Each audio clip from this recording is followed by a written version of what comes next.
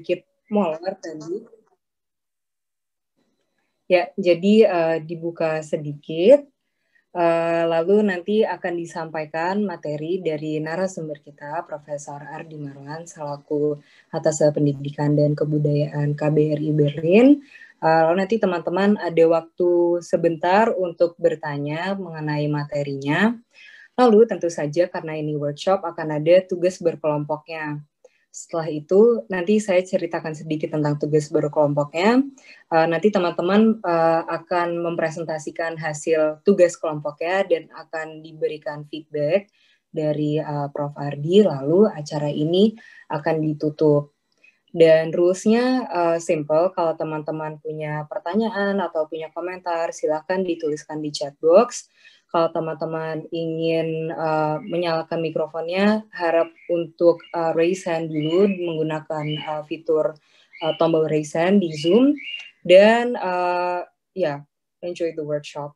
Nanti sedikit tentang task-nya, teman-teman.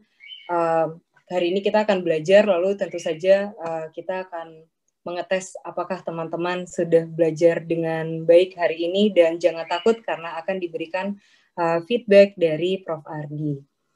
Nah, jadi tanpa berlama-lama, saya langsung ingin memberikan waktu dan tempat untuk Profesor Ardi. Terima kasih Profesor sudah datang hari ini dan bersedia membagikan ilmunya bersama kami. Terima kasih Mbak Anindya. Assalamualaikum warahmatullahi wabarakatuh. Waalaikumsalam warahmatullahi wabarakatuh. Bismillahirrahmanirrahim. Terima kasih kepada panitia ya dari UWKJ yang telah berinisiatif mengadakan acara workshop ini. Kami dari KBRI Berlin sangat mendukung ya kegiatan seperti ini karena ini kegiatan sangat positif sekali dalam rangka empowering diaspora kita yang ada di Jerman. Baik, teman-teman sekalian, sebelumnya saya ingin sedikit perkenalkan diri, mungkin 1 menit. Ya, saya Ardi Marwan. Sejak bulan Agustus, tepatnya pertengahan September, ya karena dari Agustus sampai pertengahan September itu saya mengalami masa karantina. Jadi pertengahan September saya mulai melaksanakan tugas sebagai Atas Pendidikan dan Kebudayaan di KBRI menggantikan Pak Saufi yang sekarang menjadi Direktur Mitra Studi di Kemendikbud Jakarta.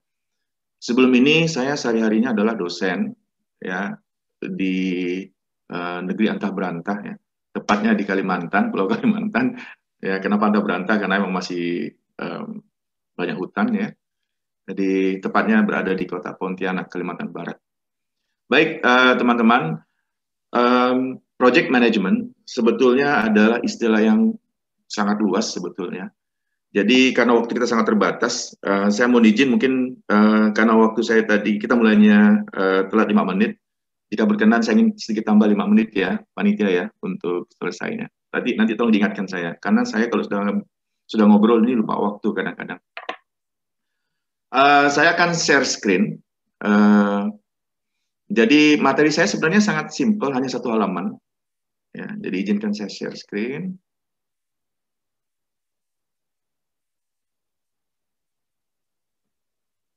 Ya.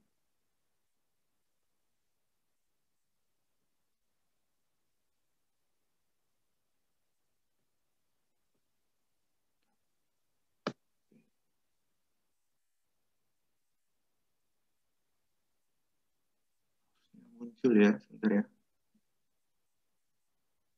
Just a minute, saya harus kembali ke file.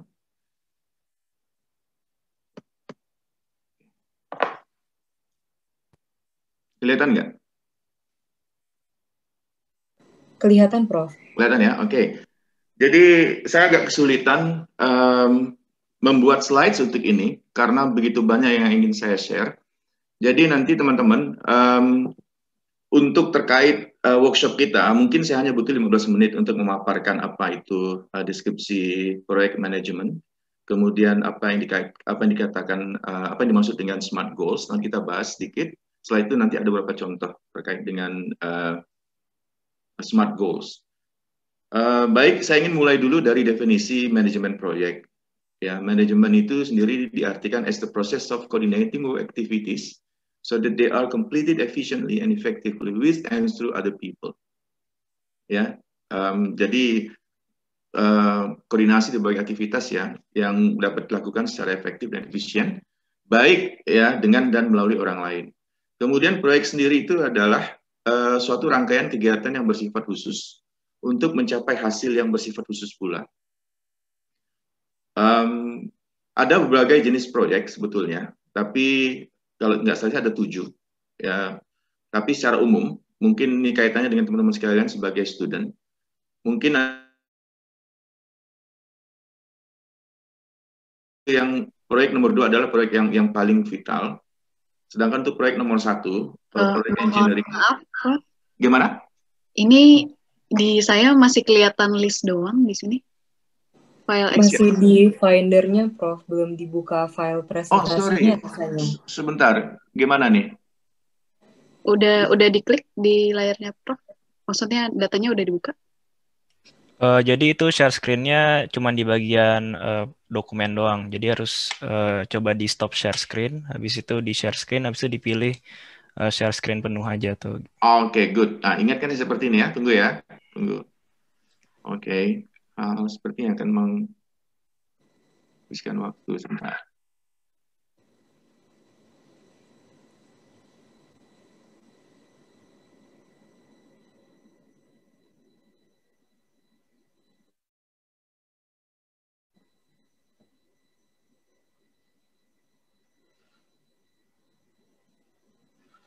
Masih belum muncul ya? Masih sama ya? Masih sama, Prof. Oke. Bentar. Ya. Masih? Sekarang sudah terlihat Word dokumennya. Sudah ya? Oke, ini.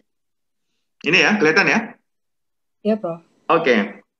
Jadi saya sedikit ingin membahas sedikit terkait proyek yang pertama, contohnya yaitu proyek engineering konstruksi. Ya, jadi di sini di Indonesia khususnya ketika teman-teman pulang nanti, itu bagian tertarik di kegiatan proyek ya yang berhubungan dengan konstruksi, pengadaan dan seterusnya. Itu di kita itu sekarang sistemnya sudah melalui LPSA, melalui lelang proyek secara elektronik. Jadi bagi teman-teman yang ingin bermain proyek, yang ingin cepat kaya, yang mungkin bisa berpikir untuk melakukan ini, tapi juga tantangannya cukup besar. Saya ambil contoh kalau kita klik contoh, bentar ya, yang di DKI.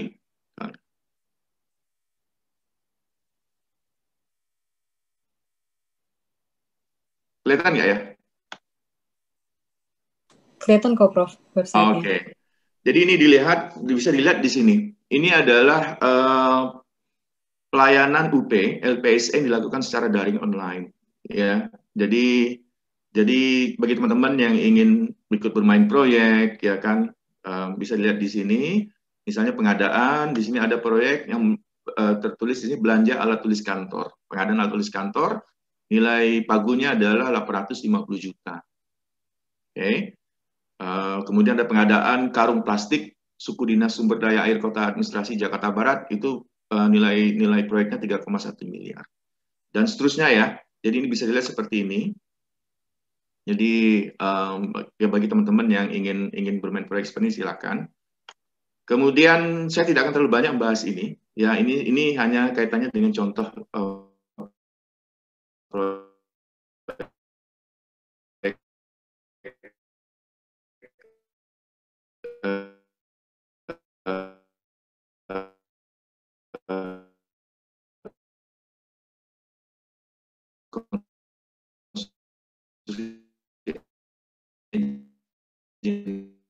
ketika kan teman-teman yang sudah selesai S1 mungkin sudah punya pengalaman seperti apa itu proses menyusun skripsi. Dan teman-teman yang sedang studi S1 juga akan mengalami proses itu. Kemudian sebetulnya saya pribadi itu trennya di sini gitu loh, di proyek penelitian.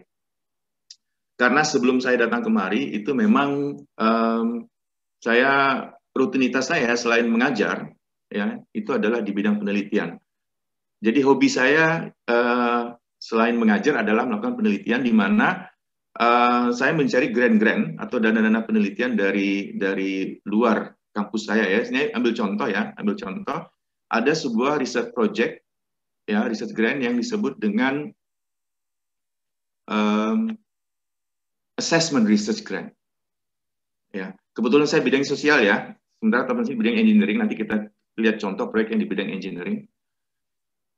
Jadi ini contohnya assessment research grant di mana pemerintah Inggris, ya, mohon izin saya koreksi lagi, kelihatan nggak ya ini?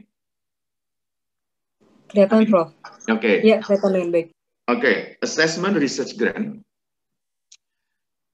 ini adalah hibah penelitian untuk bidang assessment, tes, ya. Dalam hal ini tes bahasa Inggris. Jadi di sini dia menyebutkan tujuannya apa, ya kan? Apa yang dia support, project apa yang dia support. Contohnya di sini kita lihat di paragraf ketiga, the grants will support innovation in assessment. Jadi dia akan mendukung inovasi-inovasi dalam bidang assessment. Kemudian berikutnya adalah who can apply, ya, siapa yang bisa ngelamar. Sebelum kita masuk ke situ, di bagian terakhir kita lihat, di bagian terakhir dari paragraf yang pertama, di poin yang pertama, projects will usually be for a period of 1 year, but projects lasting up to 18 months will be also considered. Jadi proyek ini setahun, tapi bisa diperpanjang untuk 18 bulan. Kemudian siapa yang bisa ngelamar? Ya, siapa saja di sini bisa ngelamar yang memenuhi syarat, ya. Apakah dia institusi pendidikan atau bahkan individu yang tidak terafiliasi dengan institusi. Selanjutnya adalah financial support. Saya kira ini yang paling penting. Salah satu hasil dari sebuah proyek adalah kita mendapatkan support dana. Jadi mereka menyediakan dana itu maksimal 17.500 euro. Ya, atau kisarannya sekitar 300-400 juta, ya kan, itu selama setahun. Tetapi di situ disebutkan proyek yang rentang usulannya antara 10.000 sampai 15.000 euro itu lebih disukai, gitu ya. Walaupun 17.500 itu bisa diusulkan.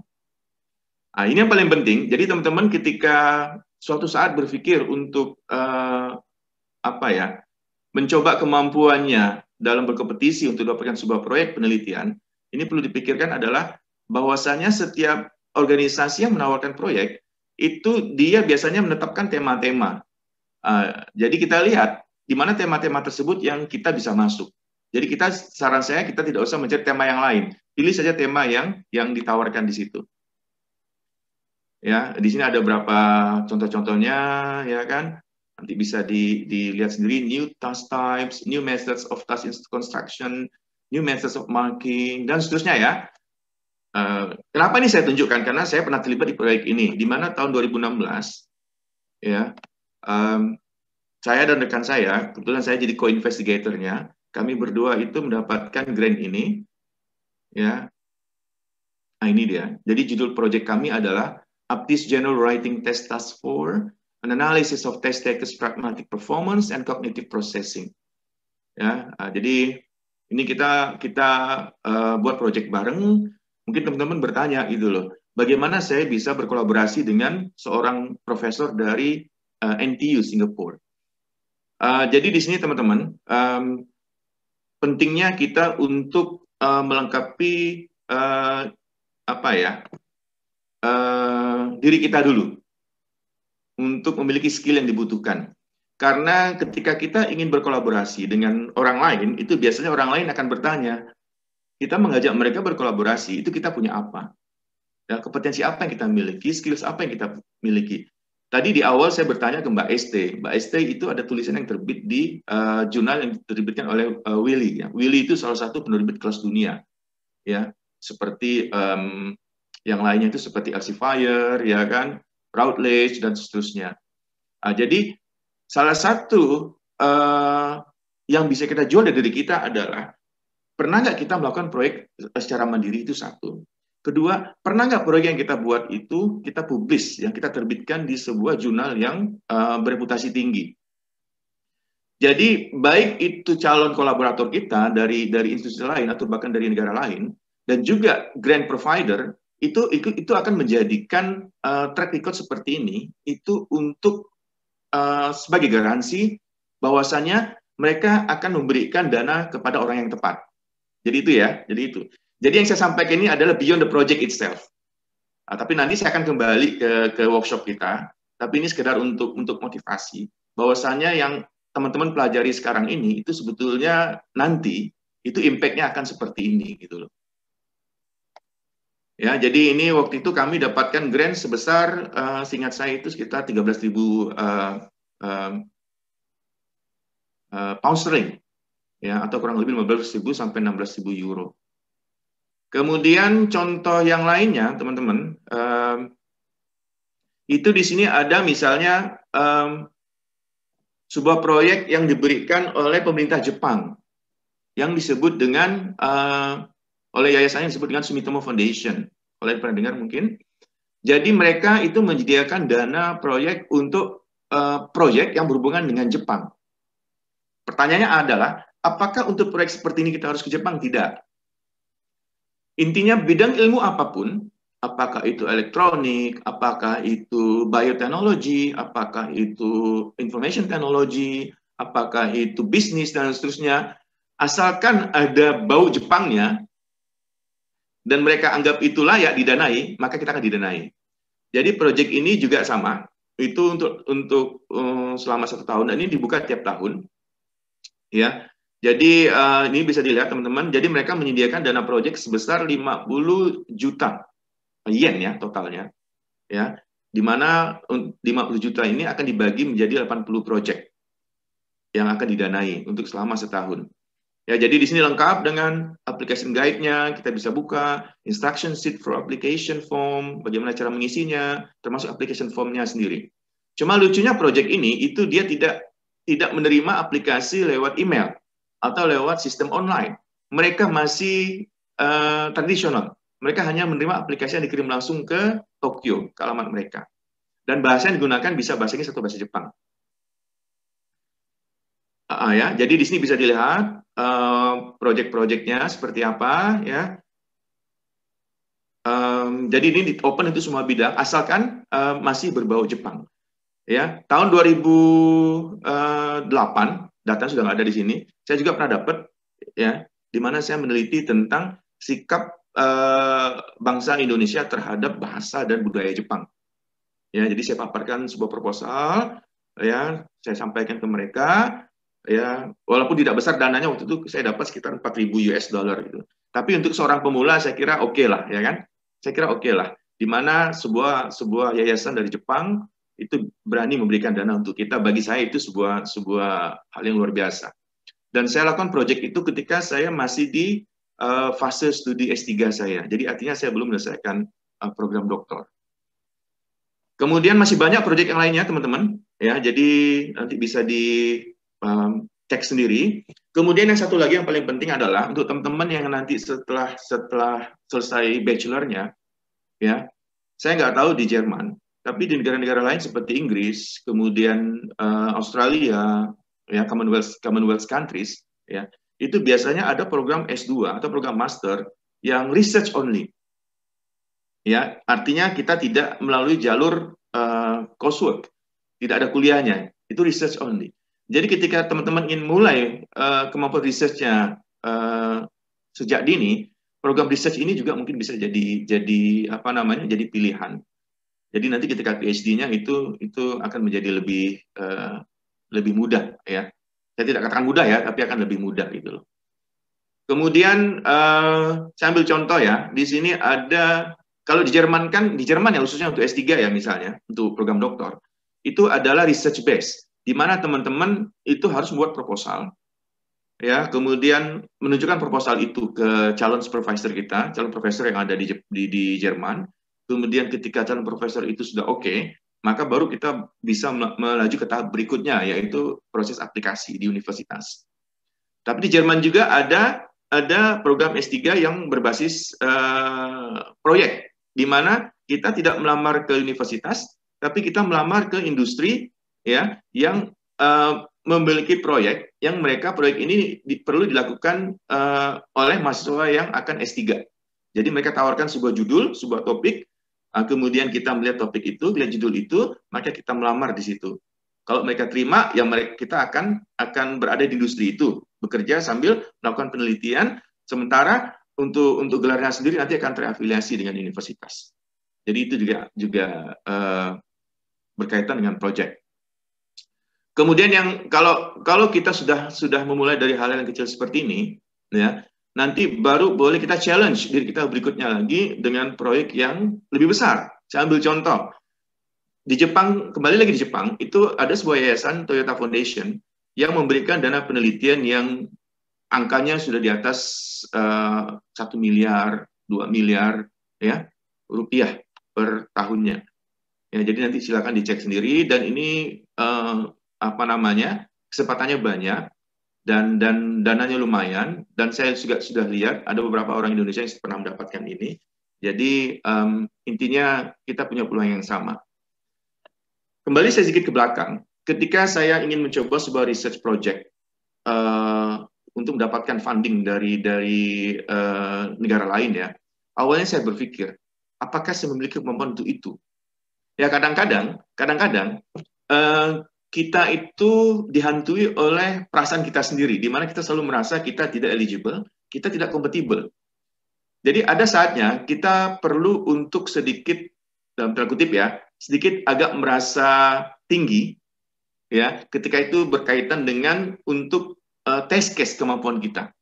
Maksud saya begini, waktu itu saya challenge diri saya sendiri.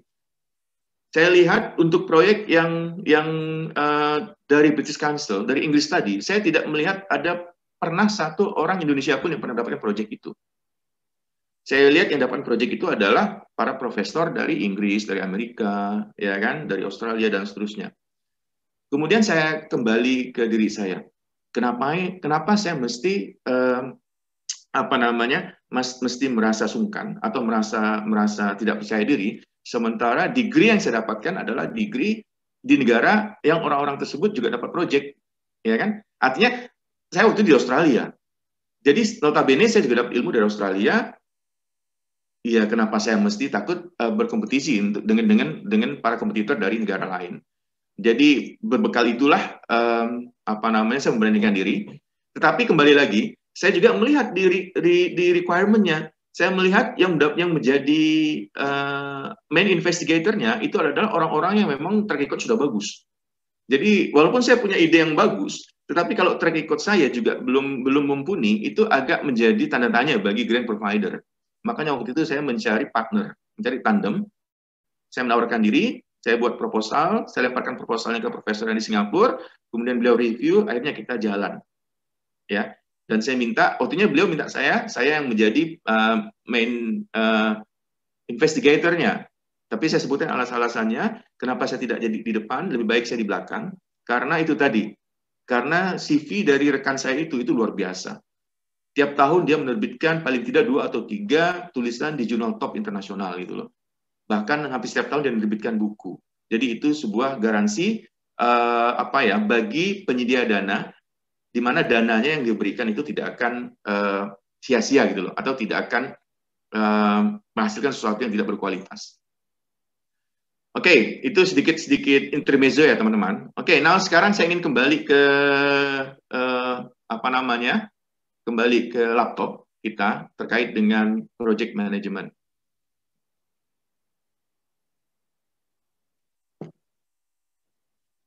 Oke, seperti teman-teman yang sudah tahu, ya, ada 5 fase project.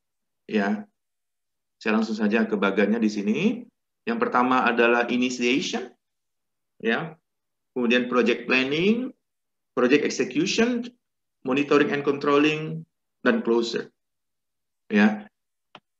Selanjutnya kita lihat di initiation itu apa saja. Di situ ada, kita perlu melakukan yang disebut dengan mendefinisikan project goals, apa sih tujuan dari project kita, kemudian create a business case, complete the project charter, draw up the list of stakeholders, ya kan? Di planning itu ada define scope, ya scope-nya apa, kemudian create a project plan, ya, set a budget baseline, define roles and responsibilities. Ketika proyek kita melibatkan lebih dari 1 orang, contohnya saya dengan rekan saya dari Singapura itu, di situ masing-masing dari kita itu berbagi tugas, dan setiap tugas itu harus dipaparkan dengan detail dan rinci di dalam proposal. supaya pemberi dana itu tahu gitu loh, ini si A akan melakukan apa dan si B akan melakukan apa, ya, dan seterusnya. Kemudian di execution, ya, pelaksanaan, ya, di situ ada allocate project resources, ya, manage project resources, build the product on or process, meet often and fix issues as they rise, ya kan? Saya kira ini nanti bisa dibaca ya. Saya akan ambil poin yang menurut saya perlu saya elaborasi. Saya ambil contoh. Di sini ada meet often and fix issues as they rise. Teman-teman percaya nggak bahwasannya di masa project itu, saya dan partner saya yang ada di Singapura tidak pernah ketemu secara fisik. Saya dan partner saya yang ada di Singapura itu tidak pernah ketemu secara fisik selama setahun, 2 tahun masa project kita. Lucu ya? Ya, bagaimana kita bisa saling bangun trust ketika kita tidak pernah saling bertemu. Dan ketika itu bukan masa pandemi, jadi tidak ada kendala sebetulnya kami untuk saling mengunjungi. Yang kita lakukan adalah kita membuat satu platform, ya, di laptop kita. Waktu itu kita menggunakan apa namanya? Sudah lama saya lupa namanya. Jadi kita semua komunikasi kita sama. Komunikasi saya dengan pimpinan proyek itu melalui semua media. Kita menggunakan WhatsApp, kita menggunakan email, kita menggunakan Zoom, ya kan? Kita menggunakan seterusnya, semua media. Jadi waktu itu proyek saya itu melibatkan 3 negara, Singapura, Vietnam, dan Indonesia. Indonesia di Pontianak. Jadi sampel kami itu ada sekian ratus orang di Vietnam, sekian ratus orang di Singapura, tim pro-nya ada di Singapura, co-investigator ada di Indonesia itu loh. Jadi waktu itu kita juga memiliki project assistant di Vietnam. Ya, jadi kita semuanya komunikasinya melalui teknologi, ya, IT. Kemudian data itu kita simpan di cloud, ya. Sampai sekarang datanya masih ada, karena harus disimpan kalau nggak salah selama 15 tahun. Nah, jadi seperti itu. Kemudian lanjut lagi ada monitoring dan kontrol. Ya, di situ ada track effort and cost, monitor project progress, ensure adherence to plan, prevent any chance of disruptions, dan seterusnya. Ini karena yang memberi dana itu adalah sebuah organisasi, jadi cara mereka monitor itu harus kita ikuti. Jadi ketika kami dapat dana, ini contoh ya, ketika kami dapat dana sebesar 13.000 pound sterling, itu tidak semerta-merta mereka langsung transfer dana itu sebanyak 13.000 pound sterling. Mereka transfer dana itu dalam 4 tahap. Tahap pertama adalah 4.000. Saya masih ingat betul itu. Sekitar 4.000. Kemudian 4.000 itu adalah untuk modal awal. Kemudian setelah 4.000 itu diberikan, kita masuk ke fase yang disebut dengan fase interim. Jadi mereka minta laporan antara. Kita kirim, mereka happy, mereka transfer dana yang kedua sebesar 4.000 juga. Ya, mereka kirim dana yang kedua. Apa yang terjadi kalau mereka tidak merasa puas dengan kinerja kita? Itu di apa namanya? Di fase interim mereka bisa langsung cut. Itu ada dalam kontrak. Ketika mereka tidak merasa puas dengan performa kita, maka mereka akan cut dana berikutnya. Ya, jadi 4.000 itu adalah dana final yang kita dapatkan. Intinya proyek itu harus berhenti dan tidak boleh dipublikasikan. Ya, dan seterusnya. Selanjutnya completion. Completion adalah handover deliverables, ya, review project deliverables, ya, get project results approved, document project earnings. Pada saat itu kami sudah membuat laporan akhir, kita sampaikan ke project ke Grand Griever. Kemudian apa terjadi? Mereka butuh 1 bulan untuk agar laporan kami itu direview oleh beberapa profesor yang menilai proposal kami. Ya, setelah para reviewer itu merasa happy, maka proyek kita itu bisa dipublish dan diterbitkan. Tapi kalau mereka tidak happy, bisa saja mereka sudah keluar dana, kita sudah selesai proyeknya, tapi proyek itu tidak akan dipublish. Ya, karena kalau sudah sampai tahap publish itu berarti quality check-nya sudah dilakukan dengan baik. Selanjutnya adalah saya langsung masuk ke SMART goals. Ya. Jadi SMART goals itu terdiri dari specific as, measurable, attainable, realistic, and timely. Ya, saya ingin masuk ke slide yang lain yang mungkin bisa ngasih contoh terkait dengan masing-masing bagian tersebut. Bentar ya.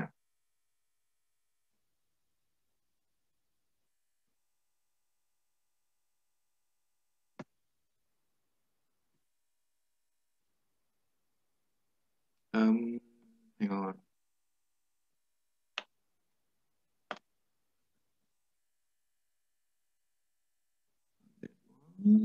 Oke, here it is. Kelihatan nggak ya?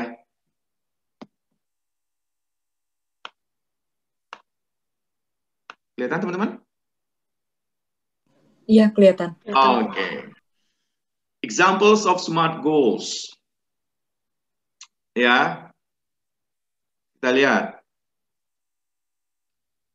Nah, example one. Tapi sebelum itu kita lihat dulu apa spesifik itu ya, kita lihat. Spesifik itu adalah, you can't go around setting goals like the traffic to our site should increase and expect planning to be easy. Being specific is necessary for being an effective manager. Yeah. Being unclear with your goal only makes it difficult to determine just where you currently are along the way. Jadi harus fokus intinya. Kemudian measurable adalah terukur. Ya, you are halfway through a big project. Your team seems to be performing pretty well, and you have still good. You've still got a good couple of weeks. You feel like the project is going well, but you are not 100% sure. You ask yourself, what's missing? Okay. Kemudian attainable, ya, dapat dijangkau. When setting your goals, one of the most important and the hardest questions project managers need to ask is, can it be done? Can it be done? Yeah, that's simple. Relevant. Yeah, having many project goals is good, especially if you are on track to accomplishing them. At the same time, handling several projects simultaneously can negatively affect your team's work output quality and cause productivity to decline over time. Ya, relevan juga bisa berarti apakah apa yang kita usulkan itu sesuai dengan tema yang ditawarkan. Kemudian time bound. Ya, jadi tidak bisa proyek itu misalnya kita rencanakan untuk selesai dalam 100 tahun misalnya. Ya, kalau kita mendapatkan tawaran proyek yang masa selesainya ada setahun, ya kita nggak boleh melebihi dari itu. Intinya seperti itu. Contoh ya, ini contoh. Example 1. Produce 5 high quality blog posts every month. Ini sebuah proyek. Ya, produce 5 high quality blog posts every month. Specific. Schedule compelling posts on the editorial calendar and publish them on a regular basis. Ya, saya ulangi. Schedule compelling posts. Jadi kita membuat jadwal untuk mengirimkan post-post yang compelling, eye-catchy, yang menarik, on the editorial calendar and publish them on a regular basis. Measurable. How many visitors is a post getting? Are they being converted into customers? Ya, jadi berapa banyak visitors yang ditargetkan untuk kita dapatkan. Selanjutnya, attainable. We are able to produce 4 posts per month for the past year. Jadi tahun lalu kita berhasil menghasilkan 4 post ya dalam 1 bulan. And we have obtained a new experienced blog editor. Okay. Kemudian relevant. 10% of visitors to our blog are converted to paying customers. Jadi 10% dari pengunjung kita itu ternyata ya tertarik, kemudian mereka suka dengan yang kita sampaikan, dan akhirnya mereka lanjut ke membayar itu. Contoh, ketika kita menawarkan suatu software yang gratis. Kan biasa begitu tuh, software gratis biasa ada batasannya. Kemudian karena customer kita sudah suka dan mereka butuh untuk upgrade, dan untuk upgrade itu mereka harus bayar gitu loh. Jadi seperti itu. Kemudian time bound. 30 days is enough to perform keyword research and publish the content. Project yang kedua, contoh. Gained 15 new backlinks in 30 days. Specific. Ya. Wind backlinks. Oh, backlinks nggak ya? Teman-teman, backlinks apa? Ada yang tahu? Ada yang bidang IT di sini? Bisa share Belum sedikit? tahu, Prof. Mungkin bisa dijelaskan. Ya, backlink itu terkait dengan website ya. Website yang bisa kita track. Ya, jadi kira seperti itu. Jadi win backlinks from relevant sites to increase page visibility. Ya, apa ya? Kalau kita terjemahkan ini ya, win backlinks from relevant sites to increase page visibility. Jadi ada berapa backlinks ya yang dari sebuah site, beberapa sites ya untuk meningkatkan apa namanya daya lihatnya. Kemudian kita lihat berikutnya, measurable, use software tools to track newly earned backlinks and traffic to the site. Sebenarnya saya sendiri agak sedikit kurang paham ini ya kan, tapi mungkin teman IT bisa bantu. Use software tools to track newly earned backlinks and traffic to the site. Kemudian attainable, we were able to gain 10 backlinks in the past 30 days using timely outreach emails and offering links from our own domain. Selanjutnya, relevant, backlinks help improve our visibility on Google, which is a huge source of possible customers. Time bound, ya, selalu ada kaitan dengan waktu. Finding sites and people to contact will take a week. The week is enough to send out emails and follow-ups and negotiate with sites that respond. Ya, jadi mungkin kita lihat contoh berikutnya supaya lebih clear. Saya sendiri agak sedikit kurang begitu paham dengan IT. Kemudian example 3, get 50% of free trial users to sign up for a premium plan. Ini lebih konkret ya. Mendapatkan 50% free trial users ya yang kita bahas sebelumnya tadi to sign up for a premium plan.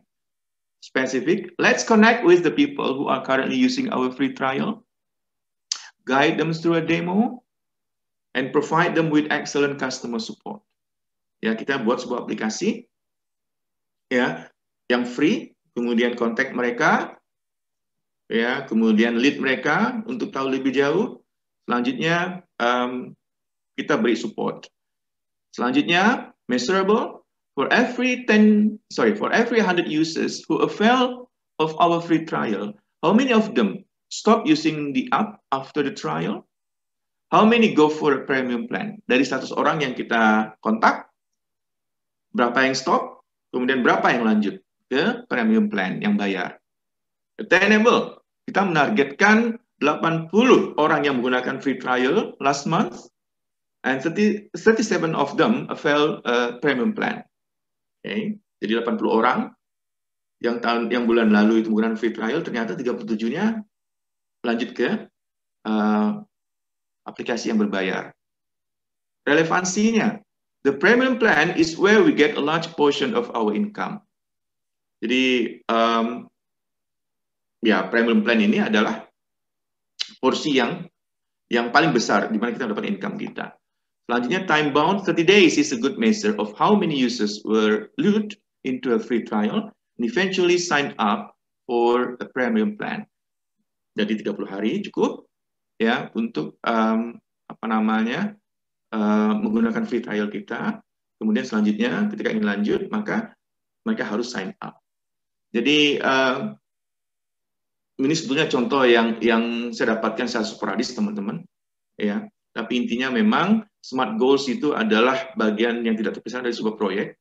Karena ingat, proyek itu sangat time bound.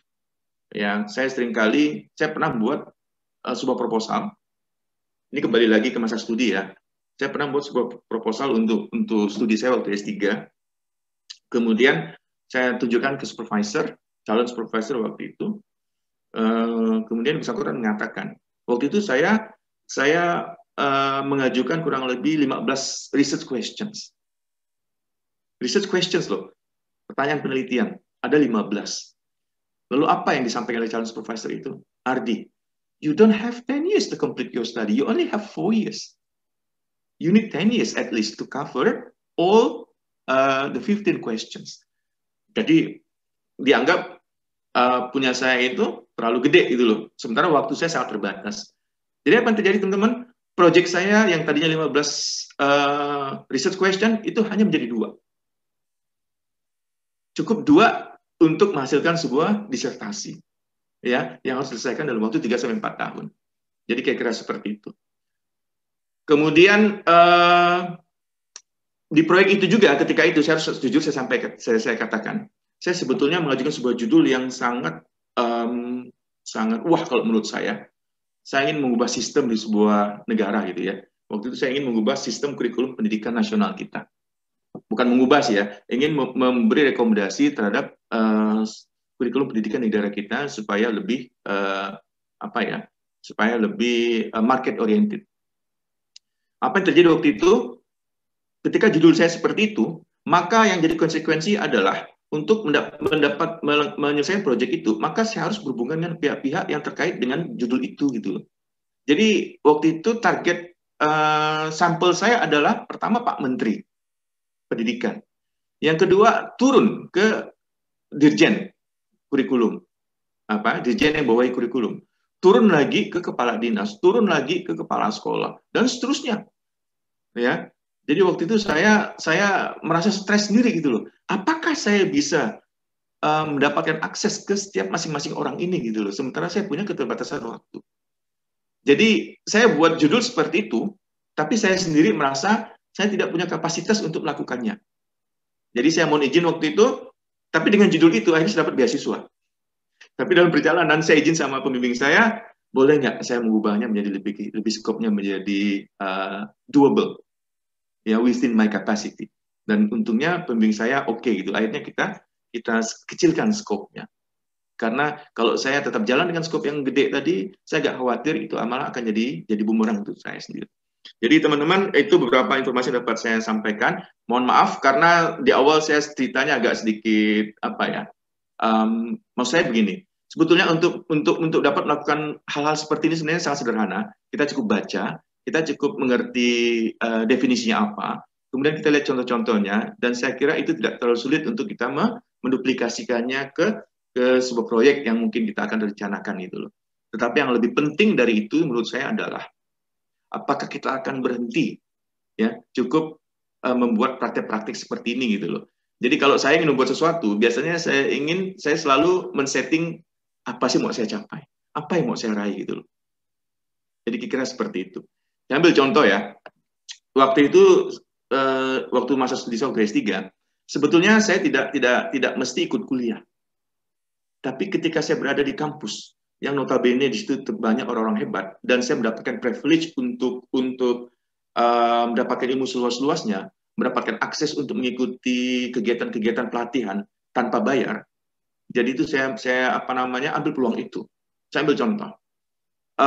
Ketika masuk sebagai mahasiswa S3, saya adalah qualitative researcher. Saya tidak mengerti statistik.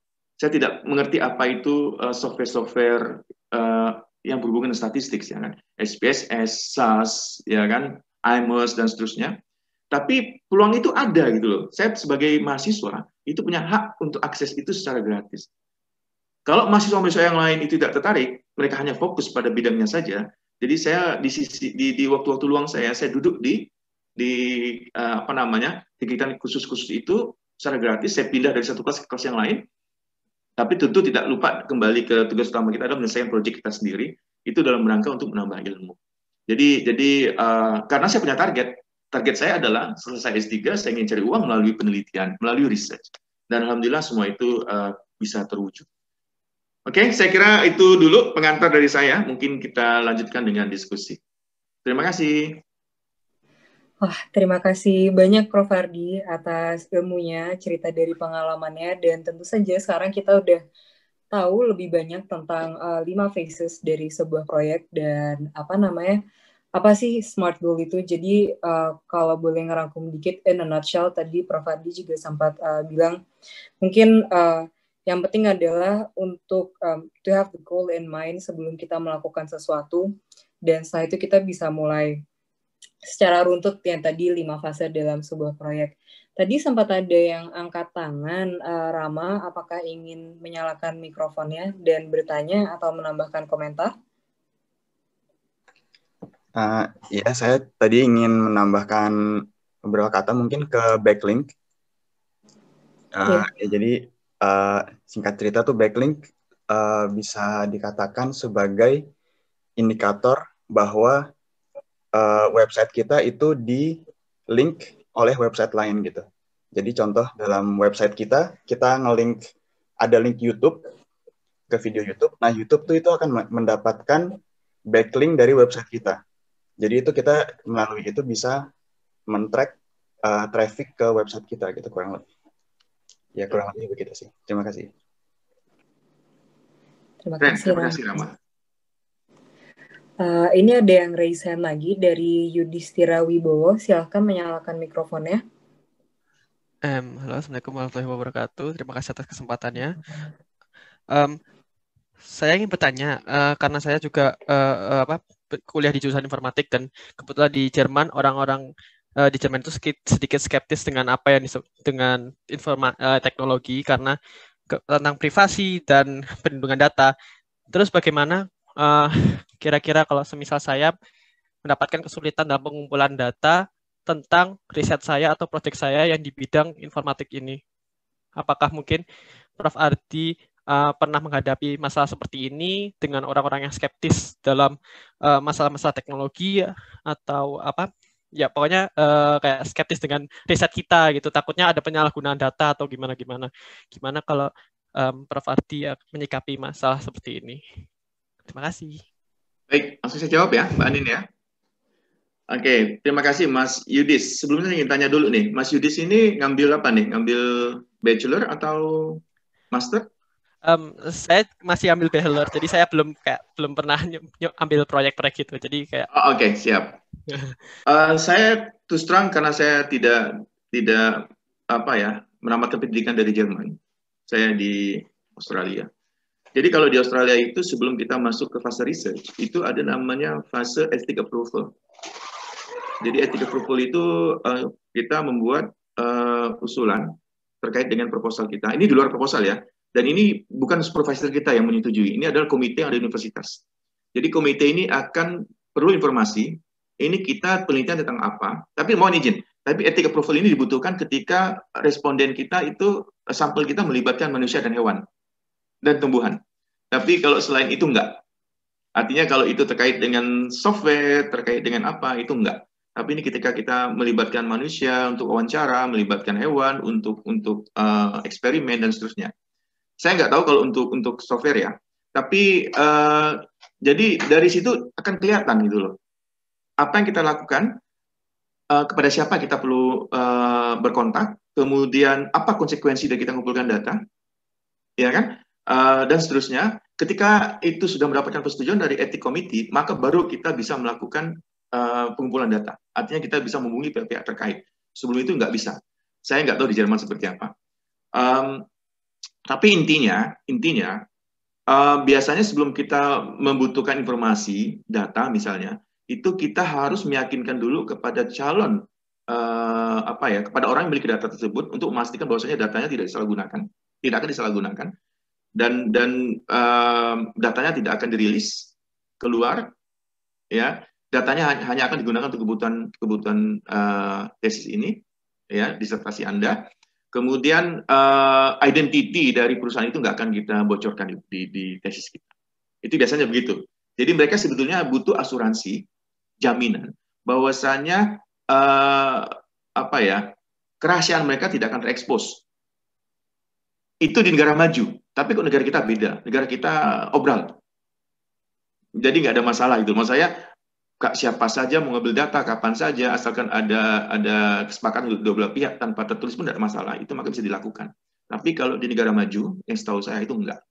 Harus ada tahapan-tahapan seperti yang kita harus lakukan. Jadi intinya itu Mas Yudhistira. Jadi idenya adalah how can we convince the owner of the data that the data will not be released to outsiders.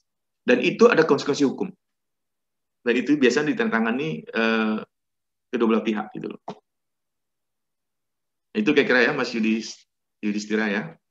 Mudah-mudahan bisa membantu. Oke, terima kasih banyak Pak. Atau biasanya itu juga dicantumkan di feasibility study-nya juga ya Prof. Ardi, masalah community approval atau legal study dan lain-lain. Iya. Ini ada pertanyaan dari Saudara Haris Muhammad. Apakah ingin menyalakan mikrofonnya? Halo, kedengaran suara saya? Iya, terdengar. Oke. Pertanyaan saya, bagaimana memilih potensial supervisor atau ibaratnya potensial kolaborator gitu? Maksudnya profil apa yang perlu kita perhatikan dari mereka?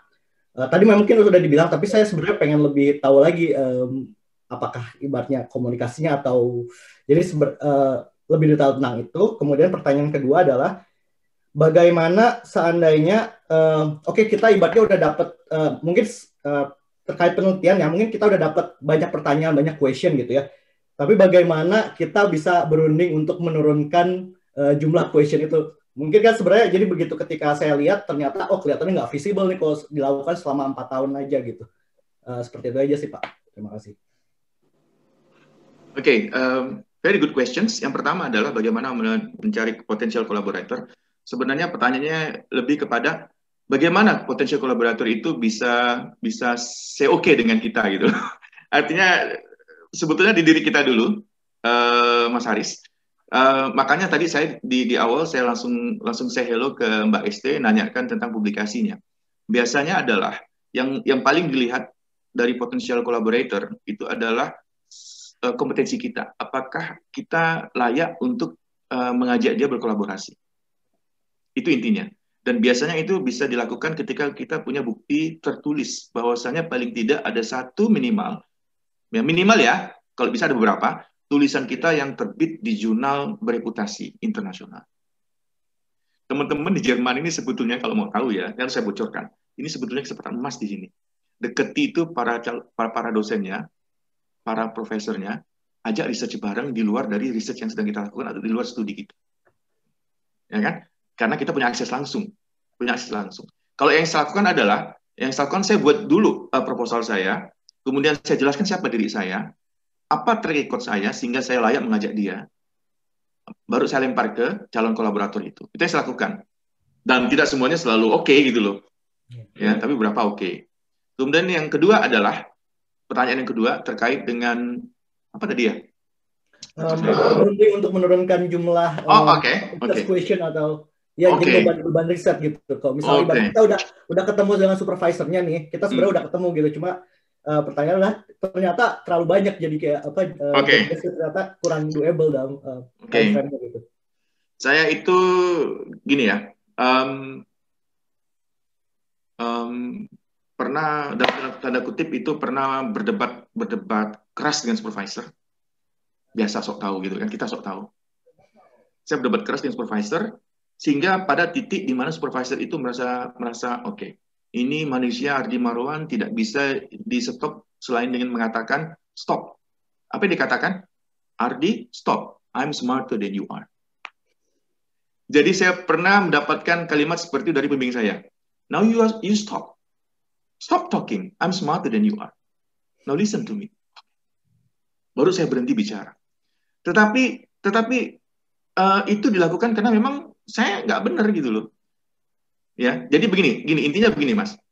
Saya punya informasi, punya teman itu sedang PhD di kota Melbourne. Saya sendiri nggak begitu sih. Itu dia masih studinya 4 tahun. Apa kata supervisornya di tahun pertama? Kamu nggak usah ngapa-ngapain. Tahun pertama tugas kamu hanya reading saja. Saya nggak. Tahun pertama tugas kamu hanya baca.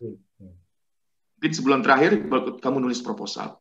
Jadi sebetulnya adalah ketika mau nulis sebuah proposal, bikin project, itu inti yang dilakukan adalah kita harus banyak membaca dulu terkait dengan topik yang kita mau teliti gitu. Nggak usah langsung menulis saja. Baca tapi kemudian buat short summary. Ya, buat short summary, kemudian baca, buat short summary, dan that's it. Ya, pertanyaan itu sebetulnya bukan lebih kepada banyak, sedikitnya sebetulnya. Pertanyaan dua saja punya saya itu bisa mewakili 10 pertanyaan yang lain. Ya kan, itu intinya. Kan ada pertanyaan direct, ada pertanyaan yang umum. Open questions, ada yang close question. Ya kan, close question itu bisa mewakili satu open question bisa mewakili mungkin 5 close questions. Jadi sebuah penelitian itu tidak berhubungan dengan banyak sedikitnya pertanyaan sebetulnya. Itu saya buat 15 itu ketika saya masih blank dengan PhD research. bayangan saya PhD research yang harus 100.000 kata, yang jumlah halamannya 400 halaman kurang lebih, itu bayangan saya itu untuk bisa mengerjakan sebanyak itu, maka ada banyak pertanyaan yang saya jawab. Ternyata bukan itu sebetulnya. Nah, jadi gitu ya, Mas Haris ya. Nanti akan mengalami sendiri itu. Oke, terima kasih Pak. Ya, terima kasih atas jawabannya Prof. Ardi, dan terima kasih juga pertanyaannya Haris. Ini ada pertanyaan terakhir, Konita, silahkan menyalakan mikrofonnya, tapi kalau boleh pertanyaannya singkat, karena habis ini kita mau langsung ada aktivitas. Silahkan Konita.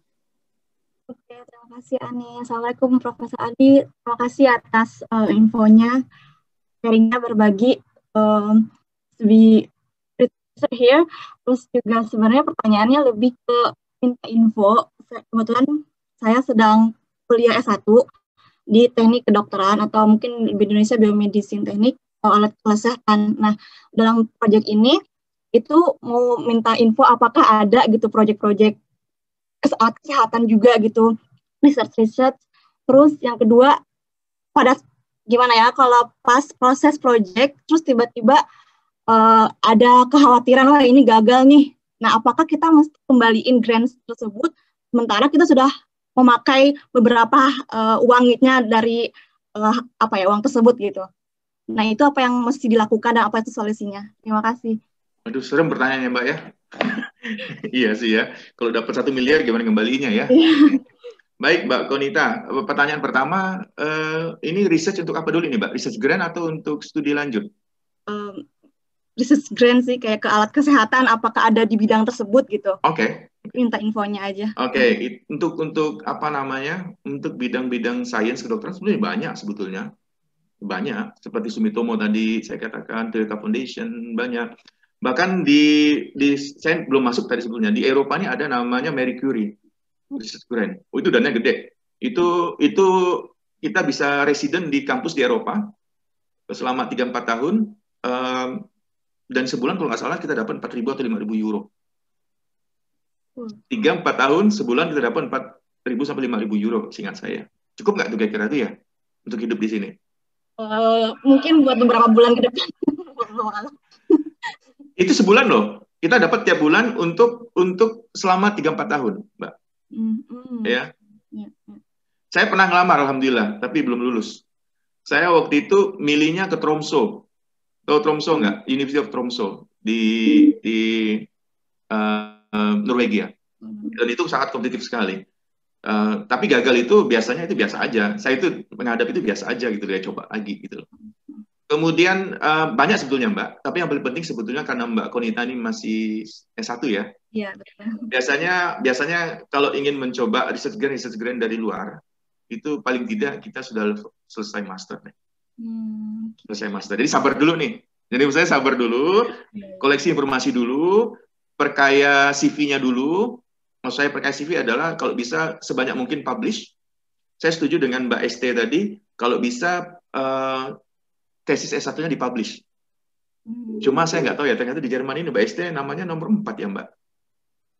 Biasanya nomor 4 ya Mbak ya? Iya. Ya. Nomor 3. Nomor 3.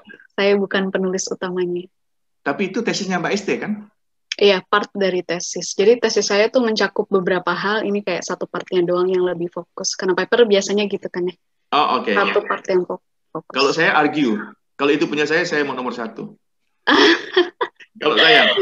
Oke. Karena tesis saya, S3 saya juga terbit, Mbak. Juga publish di Routledge, ya, di London. Ya itu, saya tidak argue dan pembimbing saya sudah tahu diri gitu loh.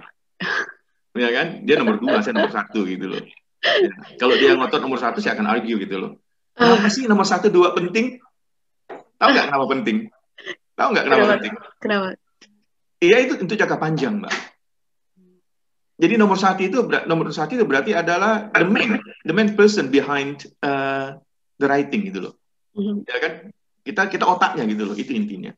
Nah, jadi itu yang perlu kita pikirkan. Tapi saya tidak mengatakan itu harus dilakukan di sini ya. Kalau di sini di Jerman aturan seperti itu ya ikuti saja gitu loh. Tapi kalau saya kebetulan di Australia agak open, saya bisa argue. Kemudian apa ya? Yang kedua apa tadi ya Mbak Konita ya? Pada di tengah-tengah proses riset atau apa gitu, Oh, sorry, ya, oke.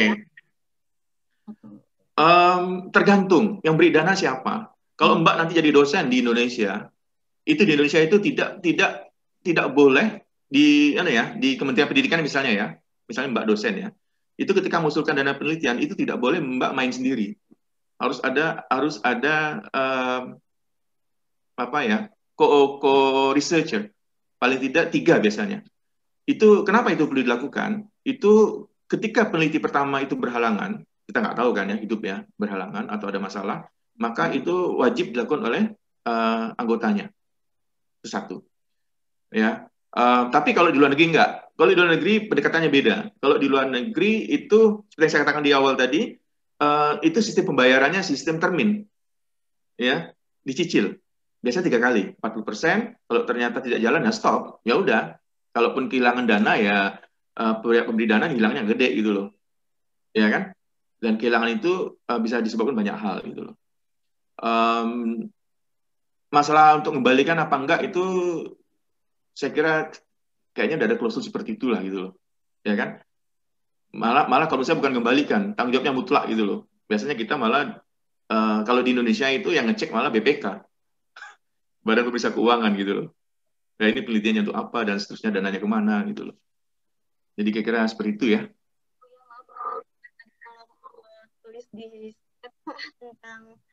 Sorry, suaranya nggak begitu jelas nih, Mbak. Boleh tolong di chat Profesor Adi tentang tadi Merkuri sama Chrome apa ya, saya masih awam. Oh iya, oke. Nanti slide saya yang 1 lembar tadi, yang Word itu akan saya share di sini ya. Terima kasih Profesor Adi. Yuk, sama-sama. Ya, dengan itu berakhir sesi Q&A kita dan kita akan berlanjut ke sesi kita akan melakukan sebuah aktivitas. Nanti aktivitasnya akan di-share di grup ini dan nanti akan diberikan feedback dari Prof. Ardi. Saya mau share screen lagi. Prof. Ardi, boleh saya share screen? Silakan. Iya, sebentar. Iya, Zoom. Apakah sudah kelihatan screen-nya?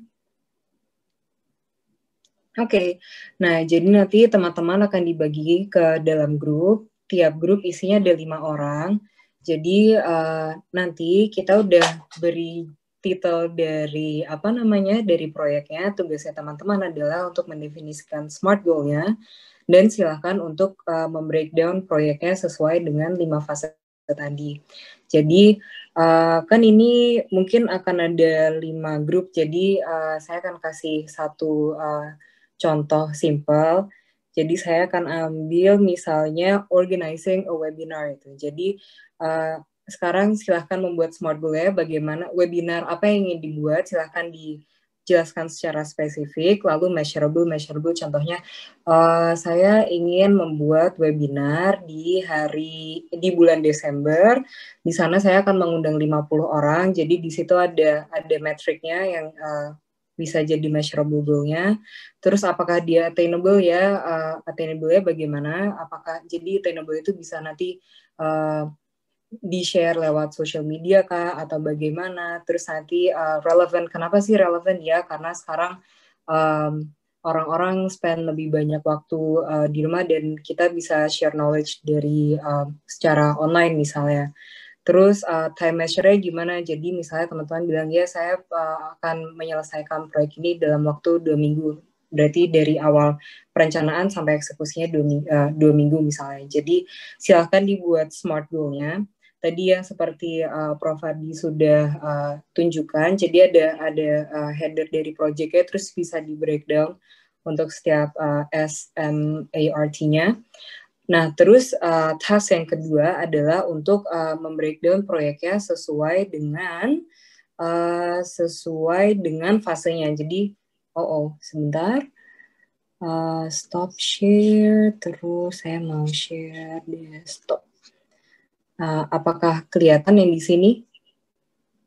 Ya, jadi nanti teman-teman membayangkan kalau misalnya contohnya dari dari proyek webinar ini, jadi conception sama initiation-nya itu tim IWKZ Dosenchef brainstorming, kira-kira kita mau buat apa, terus kita propose project-nya ke Prof. Ardi. Setelah sudah di approve, kita mulai define, oh apa saja nih detail-detail dari project-nya, terus kita mulai plan waktu meetingnya kapan, nanti waktu reviewnya kapan, atau waktu eksekusinya kapan, terus eksekusinya itu kira-kira bentuknya apa. Kalau sekarang bentuknya adalah dengan Zoom meetingnya. Jadi performance and control kita selama webinar ini ada time checking, terus kita juga mempersilahkan peserta untuk bertanya. Lalu kalau sudah closure tentunya apa deliverable yang bisa disampaikan. Misalnya tadi Prof. Ardi akan share slide-nya ke teman-teman, itu salah satu produk yang bisa ditunjukkan juga, atau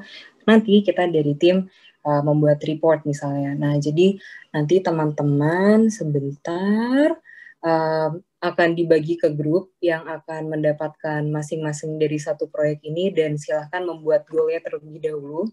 Misalnya pesta ulang tahunnya boleh di Hawaii atau boleh di Berlin aja, dibebaskan, silahkan membuat smart goal-nya dan silahkan di breakdown proyeknya. Nanti tim dari IWK Citizenship akan ada di tiap-tiap breakout room, misalnya ada pertanyaan. Kalau begitu langsung di breakout ke rooms-nya ya. Ya, teman-teman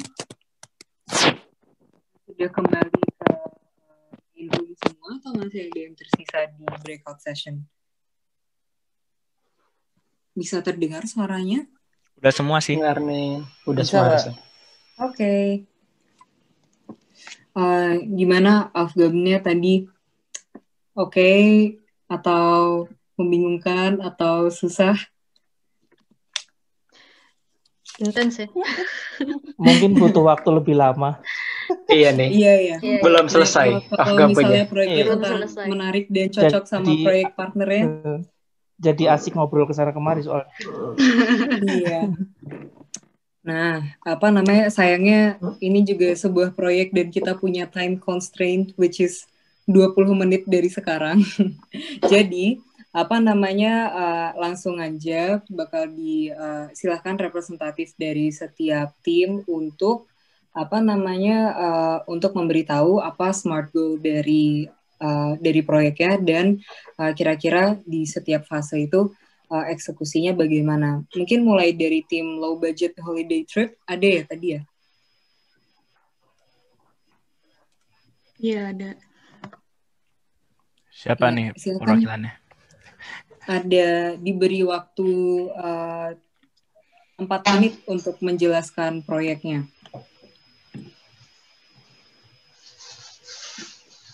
Tim low budget holiday trip. Oh iya, sebentar. Mohon maaf. Tadi belum dipilih representatifnya. Ya, setelah presentasi nanti Prof. Ardi memberikan feedback tentang planning dari proyeknya. So, silakan waktunya dimulai dari sekarang. Teman-teman perlu slide-nya atau enggak tadi yang dibuat? Bebas. Teman gimana perlu? Lebih baik mungkin ditampilkan saja kalau bisa. Bakal lebih baik kalau misalnya bisa ditampilkan slide-nya, minta tolong ke Kak Rizky. Ya. Oh ya, tangkap. Yang smart goals, ya. Ya jadi kami telah berdiskusi dan kami mendapatkan smart goals demikian. Yang pertama adalah spesifik. Kita menentukan bahwa liburan kita akan ke Praha untuk selama 3 hari 2 malam. Dan kita mengukurnya dengan maksimal budgetnya itu 200 euro per orang. Kemudian bagaimana kita tahu kalau ini attainable, dengan cara kita menentukan bahwa kita akan menggunakan bis untuk transportasi ke Prahanya, kemudian kita akan menginap di Airbnb di Prahanya, kemudian kita akan menggunakan transportasi umum untuk berkeliling di Prahanya itu sendiri. Kemudian kenapa ini bagaimana kita merelevansikannya dengan kita sendiri, itu dengan menyesuaikan jadwal masing-masing kita. Kemudian kita menentukan time constraint bahwa kita akan mengeksekusi ini dalam kurun waktu 3 bulan. Kemudian ada pun fase yang kita pilih, yaitu 5 fasenya, yaitu fase inisiasi, itu kita sudah tadi membuat goals-nya, SMART goals. Kemudian kita sudah merencanakan bagaimana kita akan mengeksekusinya, yaitu rencana dengan cara membuat itinerary atau jadwal. Kita akan berkunjung di mana saja dan kapan saja di Prahanya. Kemudian kita akan mencari good sign atau kupon diskon untuk bis. Kemudian kita akan mencari penginapan, yaitu di Airbnb, namun lebih spesifiknya kita akan mencari kayak hostnya gitu. Kemudian kita akan menentukan destinasi, apakah kita akan menggunakan walking tour atau bus tour di sana. Kemudian kita akan juga menyatukan tujuan, serta akan berusaha untuk meminimalisir resiko dengan cara membuat planning seperti ini. Kemudian eksekusinya yaitu dengan cara kita pergi liburan, kemudian di sana kita akan memonitoring liburan kita dengan cara kita berkompromi bersama dan menyesuaikan pengeluaran agar sesuai dengan budget, yaitu seperti yang direncanakan itu 200 euro. Kemudian closing kita akan mereview liburan kita, apakah liburan kita ini sudah menyenangkan dan bagaimana plannya kalau misalnya kita akan merencanakan liburan lagi di waktu yang akan mendatang. Sekian dari grup kami. Luar biasa, waktunya masih 1 menit. Prof. Ardi mungkin ada feedback untuk untuk tim low budget ini, low budget holiday trip maksudnya. Low budget ya. Coba bisa mundur ke ininya Mas, ke smart goals-nya. Mungkin saya komentari smart goals saja. Oke.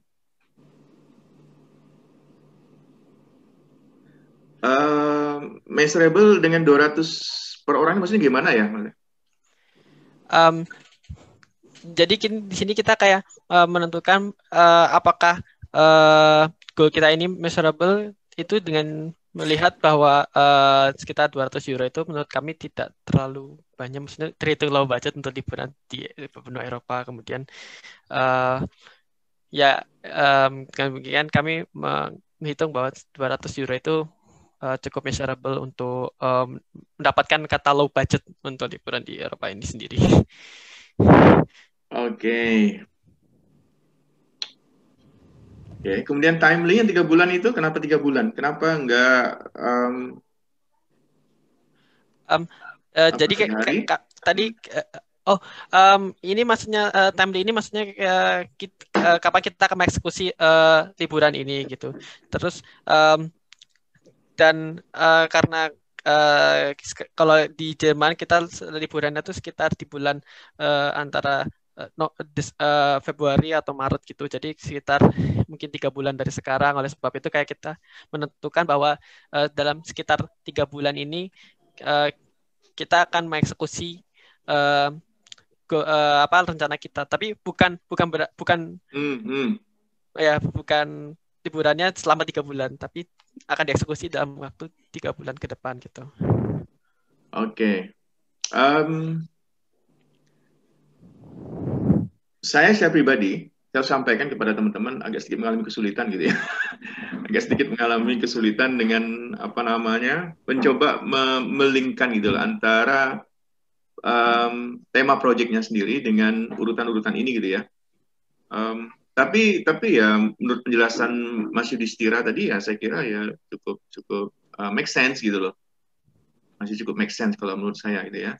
Cuma di sini antara measurable, attainable itu agak sedikit ada overlap gitu ya. Tapi overall oke lah ya, overall oke.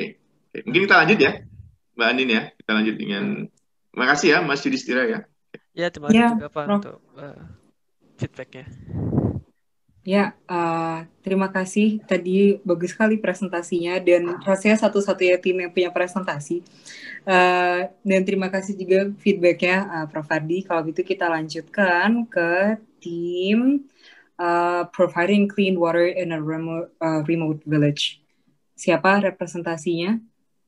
Menyediakan air bersih di pedesaan.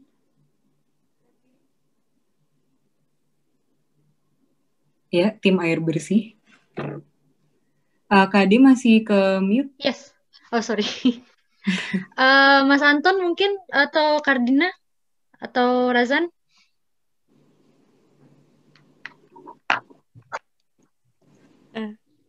Selamat siang semua.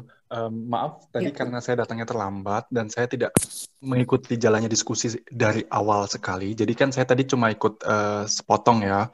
Jadi saya pikir mungkin nanti saya bisa memberikan suplemen aja. Anton mungkin atau Kardina? Mau Anton aja atau? Boleh Karida atau Ekal? Oke, nanti Nanti saya ditambah-tambahin nambahin aja lah aja. ya. Betul. Kami dari tim penyediaan air bersih untuk satu daerah. Jadi untuk spesifiknya kami memilih pengadaan air bersih dengan sistem filtrasi dari aliran Sungai Kambaniru di Nusa Tenggara Timur. Kemudian measurable-nya kemungkinan akan dilakukan untuk satu desa dengan ukuran 100 kepala keluarga. Nah, kemudian attainable berapa kami itu mungkin bisa terjadi jika kita melakukan pertama pendataan ke masyarakat, berapa pendataan ke masyarakat atau misalnya pertama berdiskusi dengan masyarakat, kemudian kami mengukur berapa penggunaan air satu kepala keluarga dalam satu hari misalnya. Kemudian pengalirannya akan dibentuk seperti kami mengadopsi sistem Jerman gitu. Jadi kami dari Sungai Kambaniru ini akan memfiltrasi air yang melalui Sungai Kambaniru ini. Jadi filtrasinya secara skala besar gitu. Jadi kalau misalnya di Jerman kita mengenal yang namanya Brita. Nah, kalau di Sungai Kambaniru ini kami merencanakan untuk membuat suatu filtrasi yang ukurannya besar. Jadi air dari sungai itu akan difiltrasi secara berskala besar, kemudian ditampung di bak-bak tertentu. Nah, dan nanti dari air yang terfiltrasi di bak-bak ini akan dialirkan ke masyarakat gitu, ke keluarga-keluarga. Nah, caranya atau relevannya bagaimana kami merealisasikannya yaitu dengan kolaborasi dengan PDAM gitu dan PAM. Jadi sebenarnya kan PDAM sudah bisa menyalurkan air bersih. Cuma dengan filtrasi ini, dengan sistem filtrasi ini kami memberikan kemungkinan kepada masyarakat untuk mengonsumsi air yang bisa langsung diminum gitu. Jadi bisa langsung dikonsumsi gitu. Kemudian timely-nya kami merancang itu selama 1 tahun. Jadi 3 bulan pertama kemungkinan masih pendataan ke masyarakat, diskusi dan lain sebagainya. Kemudian 3 bulan berikutnya adalah berbicara atau kolaborasi dengan PDAM-nya sendiri. Kemudian 6 bulan berikutnya adalah dilaksanakan proyek tersebut gitu. Nah, itu tadi yang baru itu yang bisa kami diskusikan sama 15 menit tadi. Terima kasih.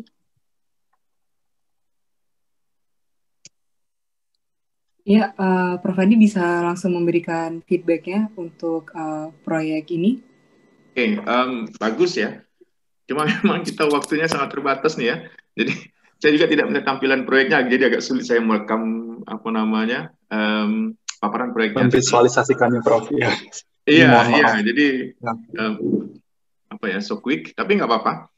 Ini kan namanya latihan untuk membuat proyek yang singkat ya. Cuma mohon nggak bisa diulangi tadi Mbak 2 poin aja terkait dengan M sama A-nya, measurable and attainable-nya. Measurable-nya tadi kami cuma mengukur dari kami ingin mengalirkan air bersih kepada 100 kepala keluarga di satu desa. Itu tadi. Mengukur berapa kubik air, berapa liter air yang digunakan dalam satu hari oleh 1 kepala keluarga dan berapa orang yang nambahkan Pak. Jadi mungkin lebih ke arah bagaimana menyalurkan air bersih ke satu desa, kurang lebih target kita ada 100 kepala keluarga keluarga. Jadi untuk itu yang harus kita lakukan pertama itu tadi tambahan ya, mendata sebenarnya dalam satu hari itu rata-rata per keluarga itu berapa berapa air membutuhkan yang, konsumsi berapa liter konsumsi air yang dibutuhkan, Pak. Baru kemudian ke tahap selanjutnya. Dalam 1 tahun itu 100 kepala keluarga ya? Betul, Pak. Oke, dalam 1 bulan itu targetnya berapa kepala keluarga? Belum sampai sejauh itu, Pak, diskusinya, Pak. Oke. Iya, dan jadi kami ya, juga memang terus terang belum dapat data banyak, betul. Ya, mungkin bisa ditambahkan ya. Ketika kita baik. target kita 100 kepala keluarga, di mana satu hari kita ingin mengukur konsumsi air dari tiap-tiap kepala keluarga misalnya ya, mungkin itu bisa jadi indikator adalah biasanya measurable itu terkait dengan biasanya ya, ini umumnya ya, apakah sudah ada proyek yang serupa sebelumnya diterapkan? Itu sebagai pembanding gitu loh. Itu umumnya biasanya begitu. Tapi kalau untuk proyek baru juga, meskipun kita belum pernah melakukannya, bisa jadi pengalaman kita sebelumnya adalah kita mempunyai kemampuan itu apa enggak gitu loh. Sehingga betul-betul nanti 100 kepala keluarga itu bisa tercover sesuai dengan waktu yang direncanakan gitu loh. Ya, jadi kira-kira seperti itu. Siap, terima kasih Pak. Ya, makanya tadi fungsi kita bekerja sama dengan perusahaan daerah air minum itu untuk memudahkan data-data yang diperoleh sehingga lebih enak untuk sebagai dasar melakukan perencanaan selanjutnya. Ya, betul. Iya. Oke. Terima kasih. Bapak Profesor, saya boleh izin bertanya satu hal? Silakan. Ya, sebenarnya tadi kami belum selesai membahas diskusi ini ya, karena maaf background saya kan ilmu sosial ya Pak ya. Jadi saya berpikir kalau di pedesaan itu kan rata-rata masyarakat belum menggunakan sistem PDAM Pak, baru di perkotaan saja yang sejauh yang saya tahu. Nah berarti kan harus memulai semuanya dari awal, membangun infrastrukturnya, kemudian ke penduduknya. Dan PDAM itu sendiri kan mewajibkan orang-orang yang menggunakan air PDAM untuk membayar iuran bulanan. Nah, apakah nanti di sini ada insentif pemerintah juga, Pak? Karena kan, ya seperti kita tahu ya, kondisi sosial ekonomi masyarakat. Saya tidak bilang mengeneralisir ya, Pak, ya, antara pedesaan dan perkotaan gitu. Tapi secara umum, ketika kita membandingkan SES, socio-economic status di pedesaan dan perkotaan itu kan berbeda. Itu pertanyaan saya. Iya, makanya di sebuah proyek itu gini, kita tidak mencoba menggapai sesuatu yang di luar dari skop yang kita telah tentukan gitu loh. Jadi itu salah satu maksud dari spesifik. Jadi tidak mungkin kita bisa cover everything gitu loh. Ya kalau memang targetnya adalah pelanggan PDAM ya otomatis masyarakat tidak menggunakan PDAM ya berarti itu tidak kita include dalam proyek kita. Benar nggak? Betul. Oke. Ini menarik sekali ya. Semakin menarik. Cuma memang waktunya cuma 20 menit untuk kumpul bareng ya kan. Belum lagi kita banyak ngobrolnya lagi ya kan. Tapi this is a good start. Ini mulai apa ya? Permulaan yang bagus lah. Paling tidak kita untuk membiasakan dengan makna kata smart tadi gitu loh. Karena memang ada dua terutama itu antara measurable dan attainable kadang-kadang sering ketukar gitu loh. Tapi itu hal-hal yang biasa. Oke. Good. Sekarang berapa grup? Ada berapa grup kita? Prof, kan ini waktunya sebenarnya udah habis, tapi masih ada 2 tim lagi. Apakah boleh tambah 1 tim lagi atau kita Saya oke aja. dulu? Semua aja nggak apa-apa. Oh, semua aja, baiklah. Nah, siapa nih yang mau maju duluan? Teman-teman masih pada semangat? Semangat. Lanjut. Saya sampai jam 2 pun oke ini. Oke, kalau gitu mungkin next tim home renovation nih, kan proyek yang akhir-akhir ini sering kita lihat di Instastory teman-teman ya. Jadi silahkan presentasi tim home atau room renovation. Oke, saya izin screen sharing ya. Apa saya boleh bertanya mengacu pertanyaan yang sebelumnya? Izin bertanya. Silakan. Boleh. Oh ya, Prof, kalau kita bahas yang tadi yang disebutin sama kelompok yang sebelumnya tentang kalau di perdesaan misalkan PDAM itu nggak mungkin untuk dilaksanakan, itu berarti proyeknya termasuk unmeasurable, unachievable atau irrelevant? Kalau menurut saya jadi irrelevant jadinya. Kalau menurut saya gitu. Ya, Mas. Mas itu.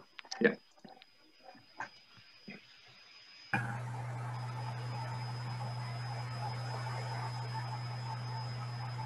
Oh iya, berarti sekarang bagian ini ya, temanya renovation. Apa tadi judulnya, maaf? Home atau room renovation. Home atau room renovation. Oke, ini Bismillah saya coba memaparkan hasil diskusi kita 20 menit tadi ya. Jadi untuk spesifikasi proyek yang kami kerjakan ini adalah terbatas. Ini pembatasnya adalah renovasi untuk ruang keluarga saja gitu, yang keluarganya terdiri dari ayah, ibu, dan 2 anak. Tujuannya adalah untuk membagi ruang keluarga itu supaya si bapak bisa work from home dan anak pun bisa online school gitu, tanpa harus istilahnya mengganggu satu sama lain gitu kan, karena kalau tiga-tiganya online Zoom gitu kan mungkin yang satu keberisikan yang lain dan seterusnya gitu. Dan kita menentukan menspesifikkan renovasinya adalah low budget, itu adalah self renovation tanpa kita memanggil tenaga ahli, tukang gitu kan kalau bahasa Indonesianya, yang budgetnya pun itu udah 3. Oh ya, budgetnya pun juga bukan yang bukan yang bikin tembok baru, bukan yang furniturnya serba baru semua, tapi ya secukupnya gitu kan sesuai kebutuhan. Dan keluarganya adalah atau rumahnya, householdnya itu adalah lokasinya di Indonesia gitu, karena tadi dari diskusi kita jadi ada poin yang kita dapat bahwa kalau di Jerman itu hari Minggu tidak bisa bekerja sebagaimana hari lainnya gitu kan, misalnya nggak boleh pakai palu ngetok-ketok tembok atau nggak bisa pakai bor tembok misalnya gitu kan. Jadi kita menentukannya adalah rumahnya itu ada di Indonesia gitu, jadi istilahnya kerja di weekend pun tidak masalah. Itu adalah spesifikasi proyek kita untuk mengecilkan skopnya. Kemudian dari point measurable, di kasus yang kita ini adalah ruang keluarganya adalah luasnya sekitar atau tidak lebih dari 30 meter kuadrat yang nantinya akan dibagi jadi 6 kuadrat untuk ayahnya bekerja, 9 kuadrat meter itu untuk kedua anak, dan sisanya itu adalah ruang untuk nonton gitu kan istilah kalau udah selesai kerja, atau misalnya untuk sore-sore ketika udah bukan waktu kerja kan tetap butuh ruang keluarga itu sebagai fungsinya adalah untuk waktu sama keluarga gitu kan, nonton atau ngumpul lah istilahnya kan, dibikin agak gede karena ya biar bisa ngumpul 4 orang gitu. Kemudian attainable itu adalah itu tadi yang mungkin yang kata Prof tadi suka ketukar-tukar antara measurable dan attainable. Poinnya di sini adalah kalau lebih bagus lagi kalau anggota keluarganya sudah pernah sebelumnya merenovasi gitu, minimal ruangan yang mana gitu kan. Jadi kita ketika mulai renovasi ruang keluarga ini bukan yang dari nol banget, tapi mungkin pernah, dulu ingat awalnya gini-gini, kemudian yang dikerjakan adalah ini dan seterusnya gitu. Kemudian kita batasi juga proyeknya adalah sebatas renovasi di weekend saja gitu, karena istilahnya mungkin yang hari kerja itu kan ayahnya sibuk gitu, sedangkan tenaga kerja yang paling bisa diberdayakan di sini adalah ayahnya gitu kan. Tadi anaknya adalah kuliah dan satu lagi masih agak kecil gitu. Yang kerja ini adalah ayah, ibu, dan 1 anak, benar. Kemudian relevansinya adalah kita membatasinya, kami tidak mengerjakan lebih dari ruang keluarga gitu, karena yang sering terjadi kan kalau misalnya tahap awal renovasi kan mungkin kita beres-beres dulu gitu kan, kita beres-beres ruang keluarga, ternyata lanjut ke ruang-ruang lain semuanya gitu juga kan. Atau kalau kita punya cat, misalnya kita ngecat tembok di ruang keluarga, ketika catnya ada sisa, akhirnya kita ya udah nih mumpung masih ada daripada nggak dipakai, akhirnya kita ngecat ruangan yang lain. Tapi kan ruangan yang lain itu adalah di luar dari skop proyek kita gitu, itu udah nggak relevan untuk proyek kita. Proyek kami yang di judulnya adalah sekedar ruang keluarga saja. Jadi kita membatasi, kita selesaiin dulu ruang keluarga, kalau mau nambahin yang lain itu nanti gitu. Jadi di luar timeline yang akan dibuat nanti. Jadi itu tadi relevansi agar saat work from home atau online school tidak terganggu kegiatan lain, itu tadi kan dipisah-pisah untuk sesuai fungsinya. Untuk waktunya adalah kita membatasi tadi ngerjakannya hanya sebatas di weekend. Planningnya itu adalah planning, maksudnya kalau untuk mengerjakan fisik itu kan mengerjakan di weekend, tapi kalau planning itu yang dikerjakan oleh Bapak dan Ibu itu bisa dikerjakan di hari lain gitu. Jadi untuk planning nanti apa aja yang dibeli, nanti mulai dari mana dulu yang dikerjakan, itu planningnya di hari yang weekdays, nanti weekend baru mengerjakan secara fisik gitu kan. Ada di project phase ini, initiation. Itu tadi kan tujuan utamanya adalah membagi ruangan, kemudian tugasnya dibagi-bagi. Kalau yang angkat-angkat atau yang kerja yang beratnya itu tugas ayah, kalau yang belanja-belanja entah itu online atau sejenisnya itu mungkin lebih ke tugasnya ibu misalnya gitu kan. Kalau transport mungkin ayah juga, kalau misalnya ngecat si anak bisa misalnya gitu kan, atau kalau bantu-bantu ayah si anaknya kan bisa juga gitu. Terus eksekusinya tadi yang saya bilang renovasi setiap weekend saja gitu. Ya kira-kira begitu yang saya ingat dari hasil diskusi. Mungkin ada yang mau menambahkan dari teman grup atau sudah cukup? Cukup Bang, insya Allah. Oke, terima kasih. Mantap Mas Dimas. Terima kasih. Ya, mantap nih. Mantap nih, udah siap dapat proyek konstruksi nih. Kelompok ini. Cuma memang bukan hanya mas-mas dan mbak semua ya, saya juga kadang-kadang sering mengalami kesulitan dalam membedakan antara measurable dan attainable ya. Jadi sebetulnya measurable itu maknanya adalah define what evidence will prove you are making progress and reevaluate when necessary. Jadi tunjukkan kita punya bukti gitu loh, bahwasanya kita membuat kemajuan. Jadi cara mengukur kemajuannya seperti apa? And reevaluate when necessary. Jadi misalnya tadi itu target kita adalah cara mengukurnya kita dalam 1 tahun ingin mengukur 10 rumah tangga loh, 100. Kita targetkan mungkin 1 bulan ya 10 misalnya 2 bulannya untuk bikin laporan 10. Ternyata dalam perjalanan dalam bulan pertama kita hanya punya 5 gitu loh, berarti kita bisa reevaluate gitu loh untuk measurable-nya gitu. Jadi intinya define what evidence will prove you are making progress and evaluate when necessary. Sedangkan attainable adalah make sure you can reasonably accomplish your goal within a certain time frame. Jadi pastikan kita dapat menyelesaikan proyek itu mencapai tujuan kita itu dalam rentang waktu yang kita targetkan gitu. Jadi kalau kita bisa menjawab pertanyaan itu maka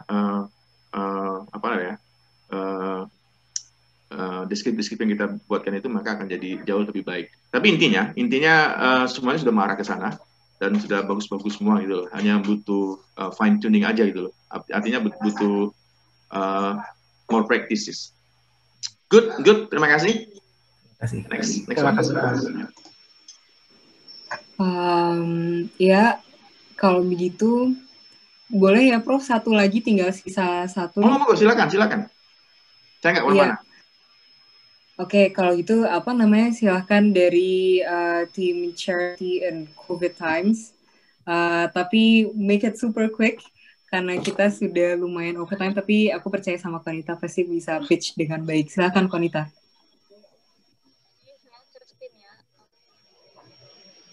Suaranya agak kurang kencang Konita, coba lebih dekat ke ininya, mikrofon. Ya, sekarang ini udah ya. Udah kelihatan belum ya ininya catatannya? Udah kelihatan. Oke, jadi pertama ke SMART Goal, spesifik kita akan membagikan masker dan hand sanitizer ke mahasiswa Indonesia yang ada di Berlin dengan bekerja sama 1 KBRI dan bisnis Indonesia yang ada di Berlin. Kemudian measurable-nya ini kita tadi berdiskusi, sumbangan ini akan diberikan kepada 700 mahasiswa di Berlin dari semua universitas atau Hochschule, dan kita juga mempertimbangkan harga masker dan hand sanitizer-nya berapa. Kemudian A-nya attainable, ini saya sebenarnya kurang paham juga, masih agak bingung.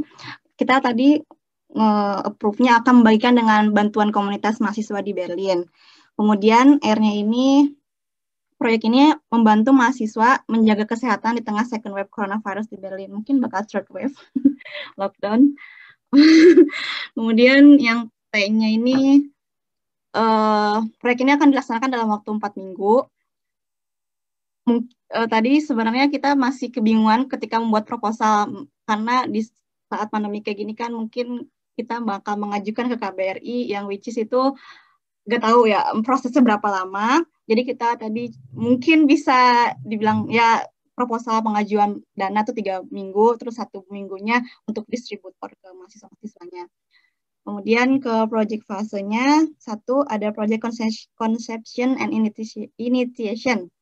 Jadi sesama misalnya grup atau anggota-anggotanya kita sama brainstorming, terus mitigasi, brainstorming, kapan kita mau pengajuan proposal dan segala macam.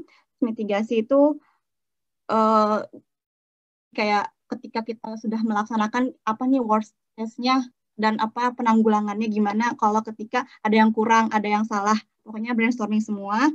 Kemudian yang kedua, project definition and planning. Jadi kita bakal define scope, terus sama risk management, kayak lebih kayak misalnya ini mahasiswa atau mungkin Becik itu kayak kecamatan, misalnya Becik Rittenberg, Becik Spandau, atau yang lainnya, kita berapa mahasiswa gitu dicatat juga, didefinisikan siapa aja tujuannya, kepada siapa aja yang akan dibagikan. Kemudian launch or execution, kita announcement ke komunitas-komunitas yang ada di Berlin, misalnya ke PPI atau ya grup-grupnya masing-masing universitas kan biasanya ada. Terus gimana sistem pick up,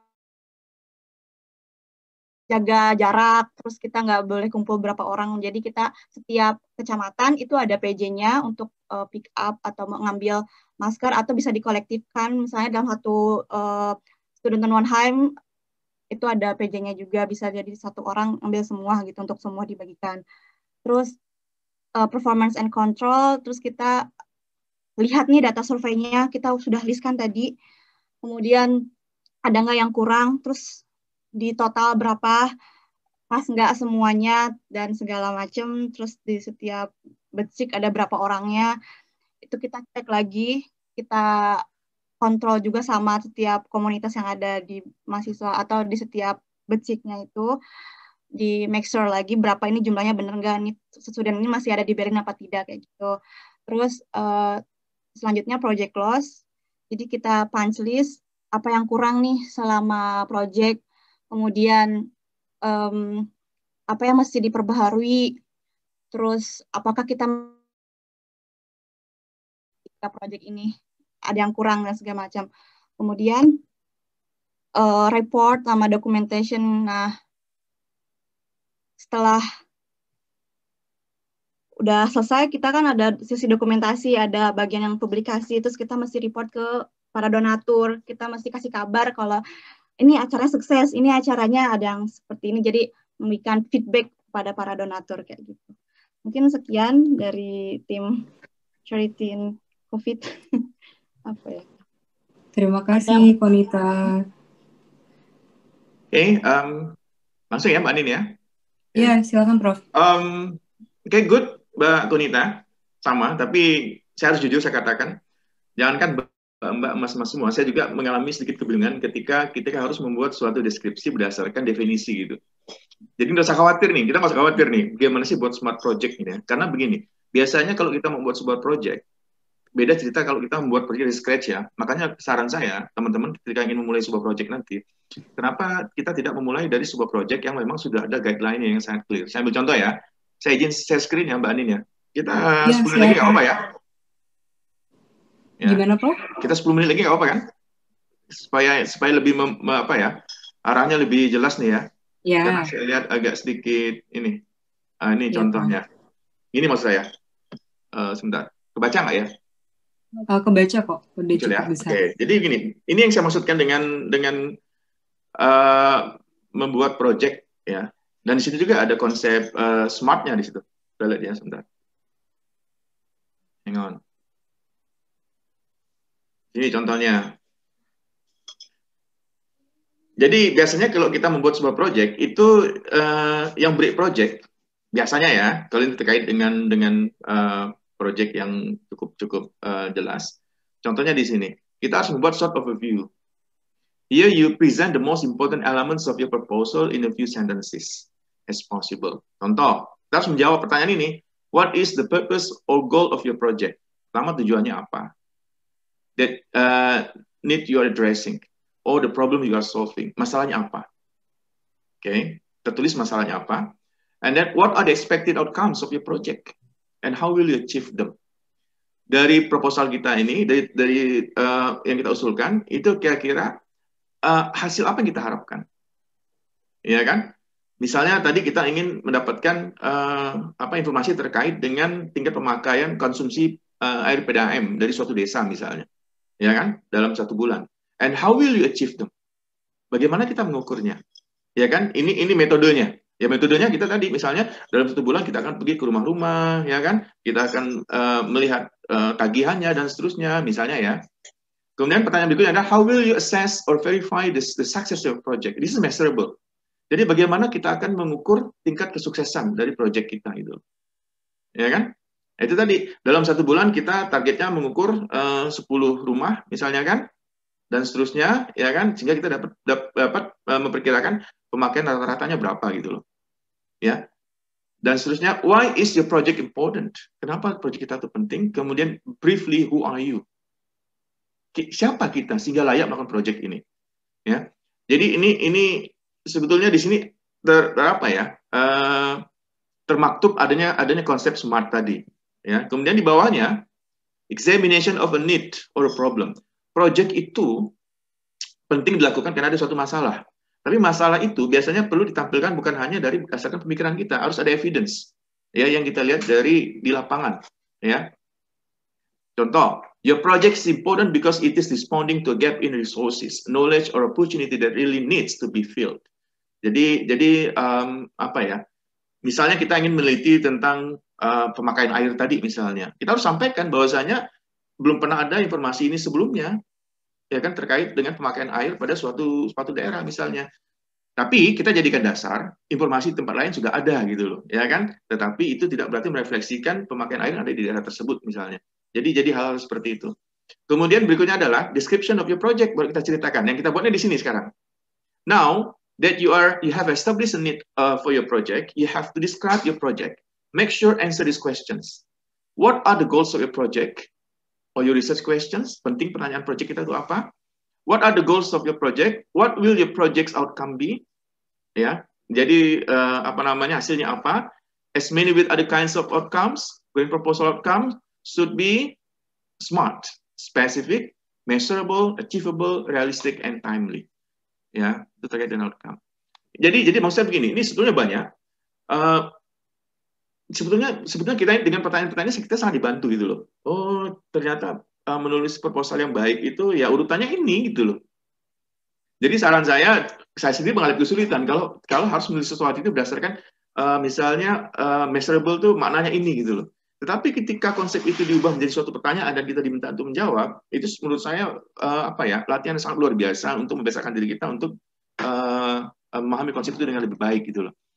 Jadi teman-teman ini dari Madison University ini sudah sangat terbukti, dan saya juga biasa menulis yang seperti ini gitu loh. Jadi sebetulnya kalau sudah biasa pertanyaan-pertanyaan ini dengan sendirinya terjawab gitu loh. Biasanya background itu isinya apa dan seterusnya, metodologi itu isinya seperti apa dan seterusnya, ya. Dengan sendirinya pertanyaan bisa terjawab gitu loh. Tapi untuk kita yang masih pemula memang lebih baik kita menggunakan guideline ini gitu loh. Jadi intinya saya mungkin lebih menyarankan ya untuk supaya kita menjadi lebih baik dalam menulis sebuah project proposal. Saya menyarankan kita menggunakan ini dia, planning and writing a grant proposal, the basics, dasar-dasarnya. Makanya dia bilang the basics kan. Makanya dia menggait kita dalam bentuk menjawab pertanyaan-pertanyaan yang mereka siapkan itu. Dan nanti hasilnya proyek kita dalam bentuk deskripsi, dalam bentuk narasi yang ketika dibaca, oh ternyata jelas problemnya ini, background problemnya ini, evidence-nya ini, ya kan, tujuannya ini, outcomes-nya ini, scope-nya ini. Oh ternyata orang yang melakukannya juga mempunyai kapasitas untuk menyelesaikan proyek itu dengan baik gitu. Ujung-ujungnya ke situ sih, kan, ujungnya ke situ. Jadi Saya kira itu, tapi intinya upaya teman-teman saya kira luar biasa. Dalam waktu 20 menit bisa menghasilkan ide seperti itu. Kalau saya sendiri, kalau 20 menit, saya ya, biasanya saya lebih cenderung ngobrol daripada masuk ke permasalahan project itu sendiri gitu loh. Karena biasanya untuk membuat project yang bagus, kita sudah harus brainstorming dulu di awal gitu loh. Ini kan nggak nih, kita langsung dikasih waktu, jam gitu loh. Jadi sebetulnya apa yang kita bicarakan sesuatu yang kecil tapi sesuatu yang wah sebetulnya. Tapi kita apa ya? Saya lebih kepada setelah ini, ya kan? Daripada kita mencoba menebak-nebak, menerka-nerka, lebih baik teman-teman mulai latihan menulis menggunakan guideline ini, ya. Ini bisa diambil di sini. Saya juga ambilnya di writing Wisconsin Edu, nanti silakan di-download sendiri. Saya juga bisa share di sini. Jadi mudah-mudahan ini bisa sedikit membantu ya. Tapi sekali lagi, kerjaan hari ini itu sebetulnya kerjaan besar. Jadi kalau teman-teman, kalau saya sih, biasanya ketika melakukan sesuatu, saya set a goal dulu gitu loh. Ya, dan itu long term gitu loh. Contohnya, masih ada sedikit. Ketika saya memutuskan untuk mengambil PhD, itu sebetulnya kampus saya tidak menyarankan saya untuk ambil PhD karena saya berasal dari Politeknik yang notabene hanya diploma 3 gitu loh. Yang hanya notabene diploma 3. Dan saya menyadari betul gitu loh. Ketika saya selesai S3, maka ketika saya kembali ke kampus saya, maka ya kalau saya mengharapkan saya mengaplikasikan apa yang dapat di kampus saya, maka saya akan stres sendiri gitu loh. Karena mahasiswa yang saja D3 gitu loh. Agak kejauhan gitu loh. Jadi planning saya sebetulnya adalah ketika saya tamat S3 tetap saya kembali ke kampus saya, tapi long term goal saya adalah bagaimana kita bisa ikut competitive projects gitu loh, ya kan? Dan itu memang akhirnya saya lakukan gitu loh. Setelah selesai ya saya ikut berkompetisi untuk ikut project penelitian dari lembaga-lembaga donor. Saya kira itu dari saya Mbak Anin. Tapi dari keempat tadi ya, 4 pitch tadi ya. Ada 5, Prof. Oh, 5. Dari 5 tadi sebetulnya saya sudah dapat gambaran ya. Oh, kira-kira mana nih yang paling layak dapat sertifikat dari siapa nih? Ya kan? Oh ya. Saya sudah dapat gambaran. Saya kira itu dari saya. Terima kasih. Wah, alhamdulillah kita sudah sampai di penghujung acara. Terima kasih sebesar-besarnya untuk Prof. Ardi yang sudah membagikan ilmu dan waktunya dan feedback-nya juga. Dan tentunya terima kasih untuk semua peserta yang sudah datang hari ini. Semoga ilmunya bermanfaat dan bisa dipakai di kegiatan sehari-hari, at least untuk kegiatan simple sehari-hari bisa mulai bikin smart goals-nya supaya lebih defined. Nah, sebelum ditutup acaranya, teman-teman yang sudah sampai penghujung acara ini bisa mendapatkan e-certificate untuk workshop Project Management 101, tapi caranya pertama harus klik link Google Form yang udah dikirim di chat. Jadi di situ ada questionnaire sedikit, tolong kasih kita feedback apa yang teman-teman suka atau yang kira-kira bisa di-improve untuk workshop ke depannya. Nanti kalau udah kita kirim e-certificate-nya per email. Kalau begitu, semoga semua yang di sini sehat-sehat selalu dan have a nice weekend. Dan terima kasih sekali lagi, Prof. Ardi. Sama-sama. Sukses ya semuanya ya, luar biasa.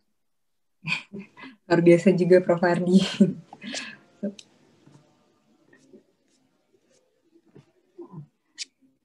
Iya, semua bisa melihat link Google Form-nya di chat kan ya? Iya. Oh, tunggu sebelum teman-teman leave, kita bisa ambil foto bareng mungkin. Lupa, maaf. Ya mungkin yang malu-malu bisa nyalain kamera dikit 2 detik, kita foto online ala webinar. Mungkin Prof. Ardi bisa minta tolong di-close dulu screen-nya.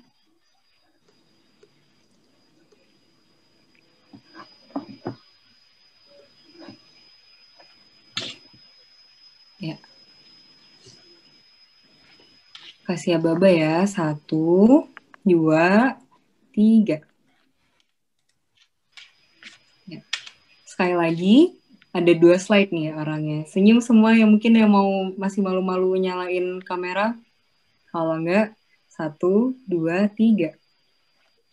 So, terima kasih semuanya. Sampai bertemu lain kali. Sehat-sehat.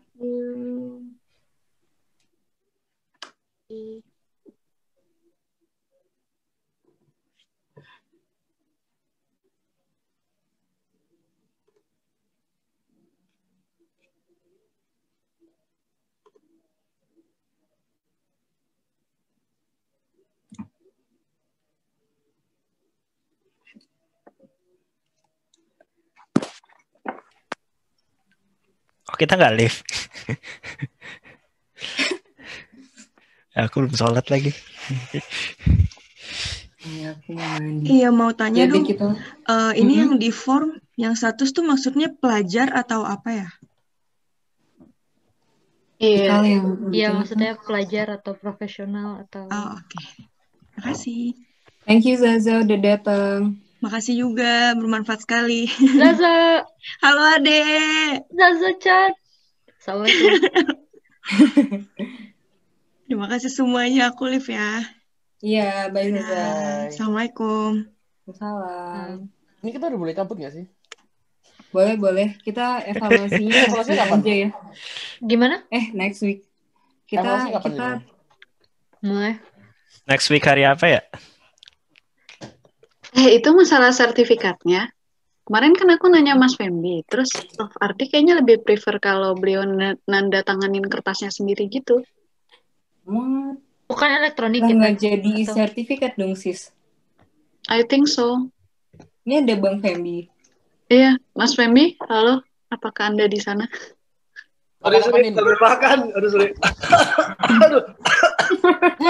Wah, sorry. Aduh. Lagi kepedesan makan cakangku. Sorry. Ada. Minum, Pak.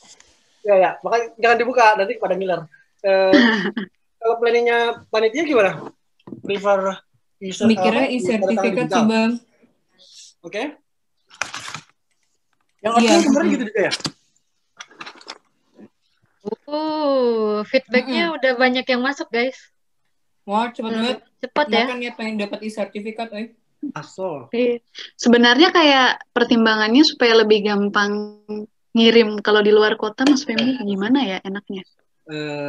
Ya juga, benar juga. Biasanya kalau luar kota, ya itu dia harus nyiapin extra cost tampung.